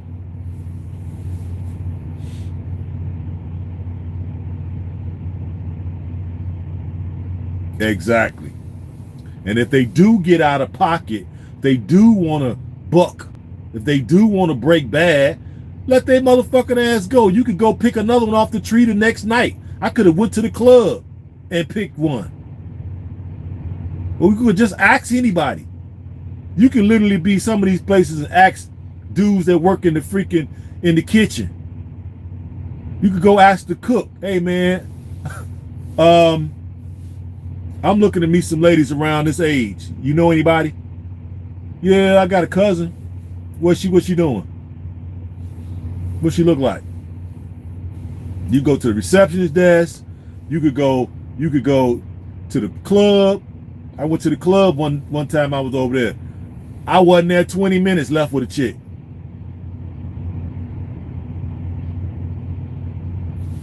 Shit is too easy, man. Fucking easy as hell. I'm at the club in the Gambia. Chick walked up to me. Took her to the crib. And when I left, ended up getting another chick number, who I ended up a couple nights later getting her at the crib. I remember walking through the freaking what was I at? I went walking through the street market, and I said to myself, I'm just looking for a dashiki. I want a fly ass brown and like beige dashiki. And as soon as I walked in the middle of the market, I'm like, damn, I see a guy where he had him. I got it, boom. I decided I wasn't gonna buy nothing else, so I turned around and didn't even go through the whole market. Some lady way in the fucking back saw me walking, because I never even went back there. She saw me walking, right?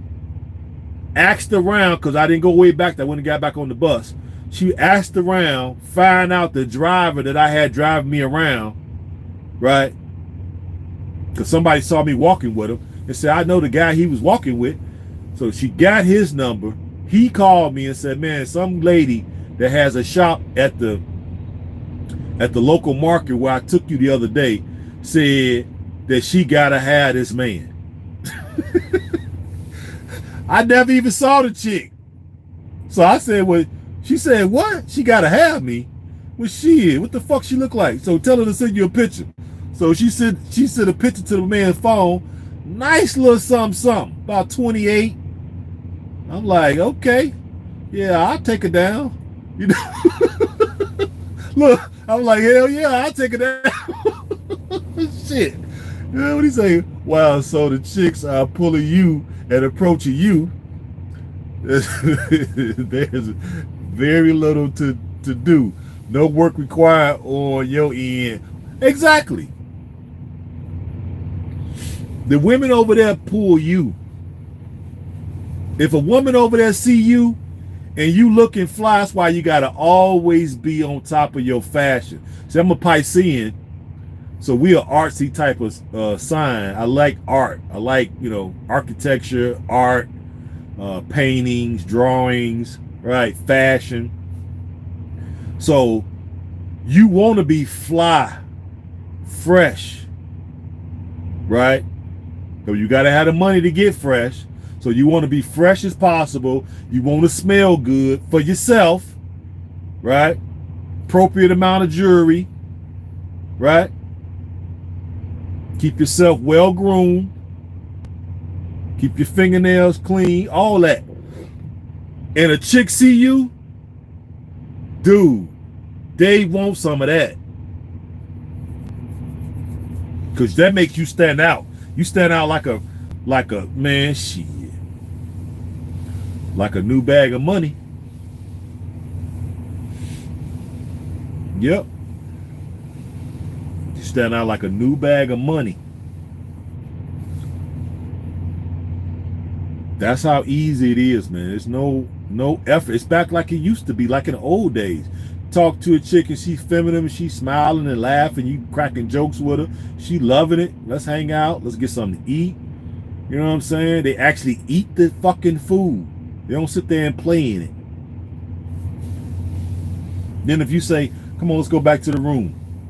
Not that much resistance. She resisted that first night. But every night after that, I had her ass face down, ass up. You dig? Shit. You know what I'm saying? And I told her my real age. Yeah, I'm 55. She was like, man, you look good for 55. I was like, appreciate that. She said, normally I wouldn't talk to nobody 55. She said, but you, I would marry. You dig? I was like, you know what? That make me feel good. You know what I mean? That make the old pogo stick stand up just by you saying that. You know? But yeah, these are the type of things that we could do going to these other lands, right? It would be nice if you go somewhere where they speak the same language you speak. But if not, if you're willing to learn, shit, fuck it. Learn a language if you have to. We can do it. You can get a crash course. Long distance is for simple. Yeah, well, we're not trying to marry him, so we're just going to have fun. Shit. I'm going to have fun. I'm not trying to marry nobody right now. My thing is, by me being dual citizen, when I decide to go ahead over there on a permanent basis, yeah, I might do something because I can watch over them and keep them the vultures away and keep the negative Nancy's away. But while I'm doing the international thing, it's just most of the time I go over there, I'll be hanging out with the guys from the college, most of the colleges or whatever, or I just go to the clubs, grab a chick from the club. Or I could be anywhere, no matter where I'm at. I'm in the train station, pull the chick. I was in the bus station, pull the chick. You know what I'm saying? I was in the ferry, pull the chick. Wait on the ferry in the underground where the ferry comes in at. Chick taking the tickets, cute as hell. I was like, man, I'm feeling you. Can I get that number? She was like, shit, yeah, you can get it. You know what I'm saying? I'm in the restaurant, different restaurants we go to. If I'm in there, somebody serving us and they looking decent, I'm like, shit, come here, girl. I want to holler at you. You can get a real tip if I can holler at you later. She was like, shit, take my number down. You know what I'm saying? I go to the club, I'm in there 10 minutes getting a lap dance. Girl was like, hey, come on, dance with me. I'm like, I don't know how to dance, baby. She was like, you know how to dance? Like, no. The only dance I know how to do is lap dance. She was like, lap dance? Like, yeah, lap dance. You know what lap dance is? She's like, oh, yeah, I know what it is. Shit. Got a lap dance. Once I got shit, rock hard. I was like, shit, come on, let's go. Took her ass straight to the room and knocked off. They say outside Matrix, North America, everything is in reverse. Exactly. From women to currency, multiplying to the laws, government and men being treated with highest level of respect. Exactly. And that's what you got to get. That's what these charlatans over here don't want you to know that. See, they don't want you to experience that. You can go down to the Dominican Republic, you can go to Puerto Rico, you can go to Colombia if you want Latin flavor, because I plan to do the Latin flavor eventually. Where else you can go? Brazil, right? You go to Mexico, Peru, all these places, right? Because your money gonna stretch a long way in these places, and so those women are, they pay to play, some of them, but you still got a lot of traditional ones. You just got to go out to where they really poor at, because over there they ain't had the chance to get to the city. See, the girls in the city are for fun. The girls in the country are the ones that you can probably make a life with if you're looking to make a life in a family and all that shit.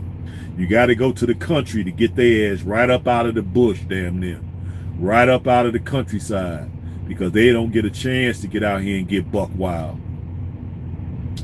Luke said, one of my exes when I was blue pill, 38, and 2 kids, haven't spoke to her in 5 years. I saw a picture of her about a week ago, and she's now a Muslim. Wow, that's crazy.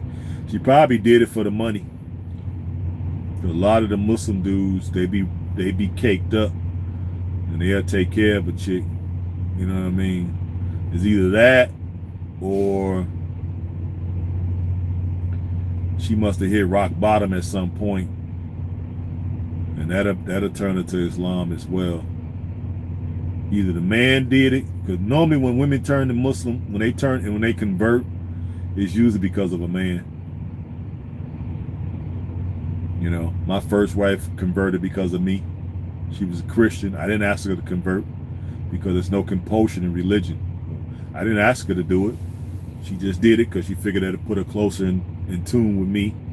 But she wasn't serious, because now what did she do? Go right back to the church after we divorced. My second wife, I didn't request that. And then when I had my little Ghanaian girlfriend, she's a Christian. She came to me like, well, do you want me to convert to Islam? I'll do it. I'm like, nah, don't do that. You ain't got to do it on my account right now. You just my girlfriend,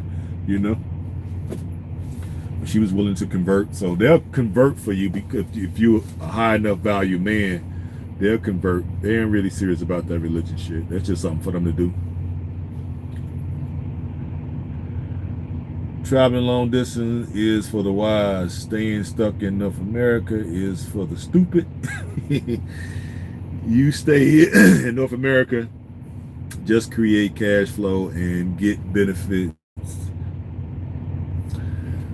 over time, then bounce. Facts, and more facts. Damn right. Stay clear of these suckers over here, because they ain't nothing but charlatans. They're looking to take me down, right? Some of the younger ones are trying to wake up because they realize that damn shit is tough, and they ain't even started out, right? And dudes younger and younger are getting the red pill. So the younger women are starting to like even approach me, because I was approached by, well, I was somebody who is it? There's been a couple. Now that I think about it, it's been about 3 or 4 young girls here been trying to holler at me. It's mostly cashiers. When I was in West Virginia, I was buying some pretzels. So she was like, what are these? I never seen these before. Just being overly friendly. I'm like, wait a minute, that's suspect. You want something. You must think I'm gonna take care of you or something, huh? All right. She gotta be like 22, 23. And then I was in Florida, Kentucky, I don't know, one of them places. I was in Michigan. Now I remember, I was in Michigan. And chick behind the counter. I was driving at night one night. I went in there to buy some juice, and she's in there talking about, man, I never seen this kind of juice before. How does it taste? I'm like, shit, it's the bomb. You see, if I'm buying it, it's the bomb. She was like, oh, it's like that, huh? Like, fuck yeah, it's like that. And she was like, where are you from? I'm like, I'm from Chi-Town, baby. She like, yeah, I could tell by the way you talk. You from Chicago. Yeah, I'm from Chicago. Now ring up my shit so I can get up out of here. You know what I'm saying? She was cute, but she was on the big side. She had a cute face, but her body was kind of frumpy. You know what I'm saying? Her body was kind of frumpy, so I wasn't feeling it. But just the fact that they're starting to come around and be a little bit more friendly, because that's the fact that just a woman being friendly now it stands out to you. That lets you know that it's us having these conversations is starting to turn the tide somewhat, at least with the younger chicks, that they don't want the same future that their mothers and grandmothers have kind of doomed them to. So they're trying to at least pretend to be nice. Now I don't know what that's gonna get them, because you got to pay the sins of your mother. The daughter has to pay the sins of the mother. That's just the way it is. Sorry to tell y'all who didn't know. Now you know. All right, but I'm gonna get off, guys. It's been 3 hours. I just love the fact that I ain't been over here in a long ass time, so that's why I had a lot to talk to you guys about. But I got to do my little exercise and go on and lay it down. And I might give y'all a little bit footage tomorrow. So why are the Pookie and Ray Rays and the Man-Mans headed overseas to embarrass them? Not really. You're not gonna really see a lot of Pookies and Ray Rays and Man-Mans. Nah. I'll be honest, on all my travels, I ain't seen a one.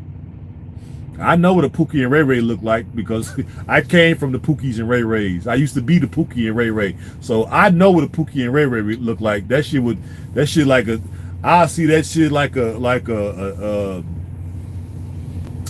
shit, I don't even know how to describe it, but I would see them right off.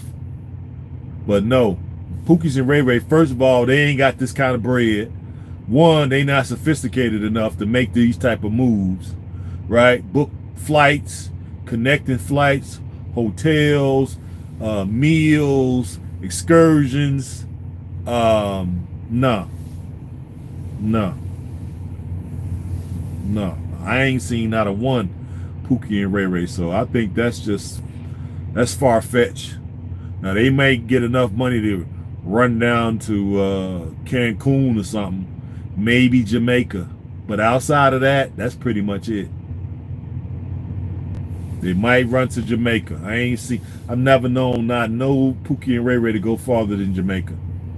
So Jamaica ain't a spot we want to go, so you know what I mean? They just as fucked up there as we are here, pretty much. So I wouldn't worry about the Pookies and Ray Ray. You know what I'm saying? And really, that's not going to affect you no way. If you on your high value shit, you going to stand out from anybody. You going to be like an island and a fucking oasis for a lot of these women. So if you on your shit, they ain't going to see nothing else. All they going to see is you. You know what I'm saying? It's all about what you want. It's all about your world, right? It's all about bowing down to your feet. Shoot, when I had my Ghanaian girlfriend, she used to call me master, king, all that. I mean, one day she called me. She's like, "What you want for dinner, master?" I was like, "Whoa, what you say, master?" That got a nice little ring to it. I say, hook up that what would I have to hook up that fufu? Hook up that fufu. Get some jollof. You dig? So get used to it, guys. You're not gonna be seeing. Hey, well, I ain't seeing no damn Pookies. I don't know what y'all talking about. That's some made up shit, man. Them dudes ain't getting passports really going nowhere. And if they do, maybe they might run down to Dominican Republic, maybe Brazil, maybe Puerto Rico, and Jamaica. That's about it. That's about all they gonna be doing. And then you still be able to stand out because ain't a whole bunch of them leaving. You know what I'm saying? It ain't like they moving in the hundreds of thousands. So you might get 400, 500 throughout the whole country moving like that. That ain't nothing. It's a drop in the bucket. So there ain't nothing you got to worry about. All you got to do is be on top of your shit and you good. Oh well, you may have seen a few of them, but it ain't really happening like that. Maybe it's something new, but where I be going, nah, I ain't seen none. What countries they be going to?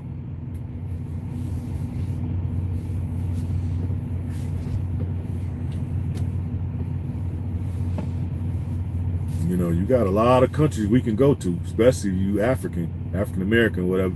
You can go to. You got a whole lot of places you can go.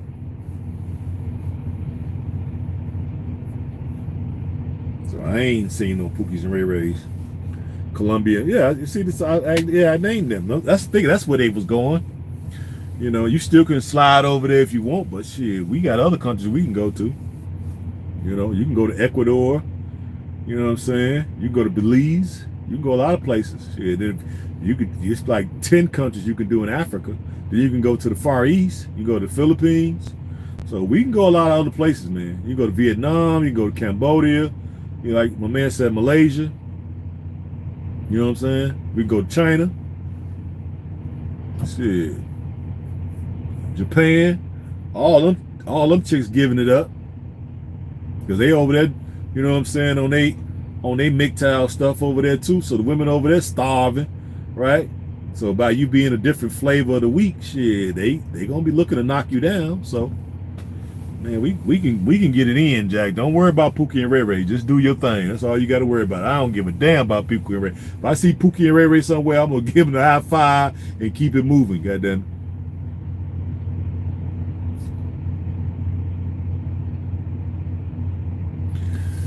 Yeah, because eventually we all got to get out of here. Shit, we can't deal with these. Pookie and Ray Ray don't even want these bitches no more. So, yeah, I can't blame them. And then they be coming in our spaces, listening to what's going on. So we're turning guys over to a new leaf on life. So, like I said, I ain't worried because, like I said, I came from the Pookies and Ray Rays. I came from that, so I elevated up out that bullshit. And I don't fuck with Pookie and Ray Ray right now. So I feel cool with a lot of them. I can go back to the hood whenever I want, but I ain't got no reason to be fucking with them. Fuck that shit. It's all about getting this bread. It's all about getting bread now. I don't give a fuck about nothing else and nobody else. Shit. But they won't. No, they won't. Yeah. See, I'm glad they won't either. Because that should take a lot of planning. Plus, you got to know some people. See, I got friends over there that contact me on the regular. Plus, every chance I get, they ask me for something. I send them because it don't be $20 here, $20 there. Nah, it ain't nothing. What it does is keep that relationship open. So when I slide over there, right, I got all I need and the people I need to get the stuff done. What I'm trying to do, have fun, right? Be at peace.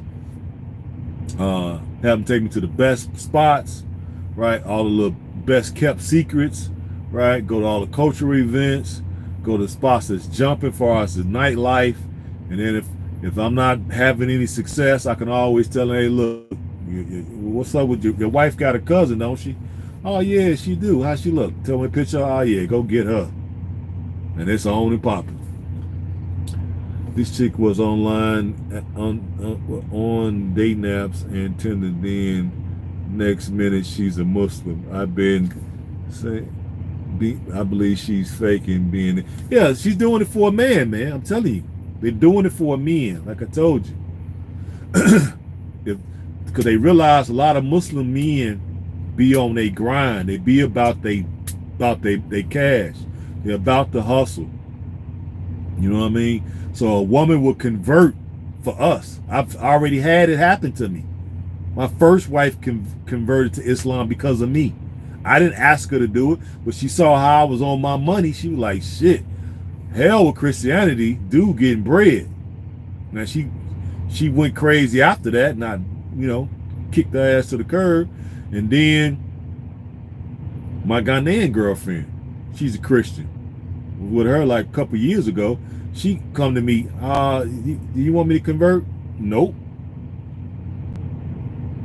So they will convert if they get with a Muslim man, or they interested in a Muslim man, or they got the eye of a Muslim man, or whatever. They're trying to attract a Muslim man because somebody might have told them that these dudes be really holding some real paper, which a lot of them do, especially the Middle Eastern ones. They really be holding paper.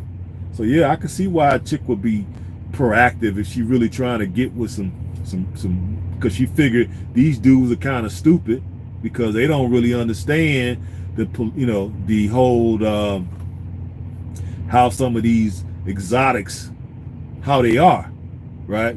How they are, but a lot of them dudes ain't thorough. You got a lot of them that's thorough that'll put their pimp hand down, but some of them dudes, they squares a pool table twice as green. So that's who and them dudes have a lot of money, plus they be in tech, right? All this, they got companies, or they been inheriting a lot of stuff. So those are the dudes they looking to fleece. That's what it is, just a new finesse. So I wouldn't worry about it. She faking the funk. She ain't real. She ain't real with it. I can tell you that right now. She just stumbled on a dude. She trying to finesse, right? That's all she doing. That's all they do with that. They just trying to finesse. Yep. But I'm gonna go ahead and get out of here, guys. I'll come on a little bit tomorrow, show y'all a little bit the road. We could chop it up, but I'm gonna go ahead and knock these exercises out and lay it on down. On my way to South Dakota. Right now I'm in Iowa, so I'll give y'all a little bit of content tomorrow. Love chopping up with you guys because a lot of times I'll be out here in the truck by myself, just looking at videos as I'm riding. So it's good to chop it up with y'all, man. So y'all stay good out there.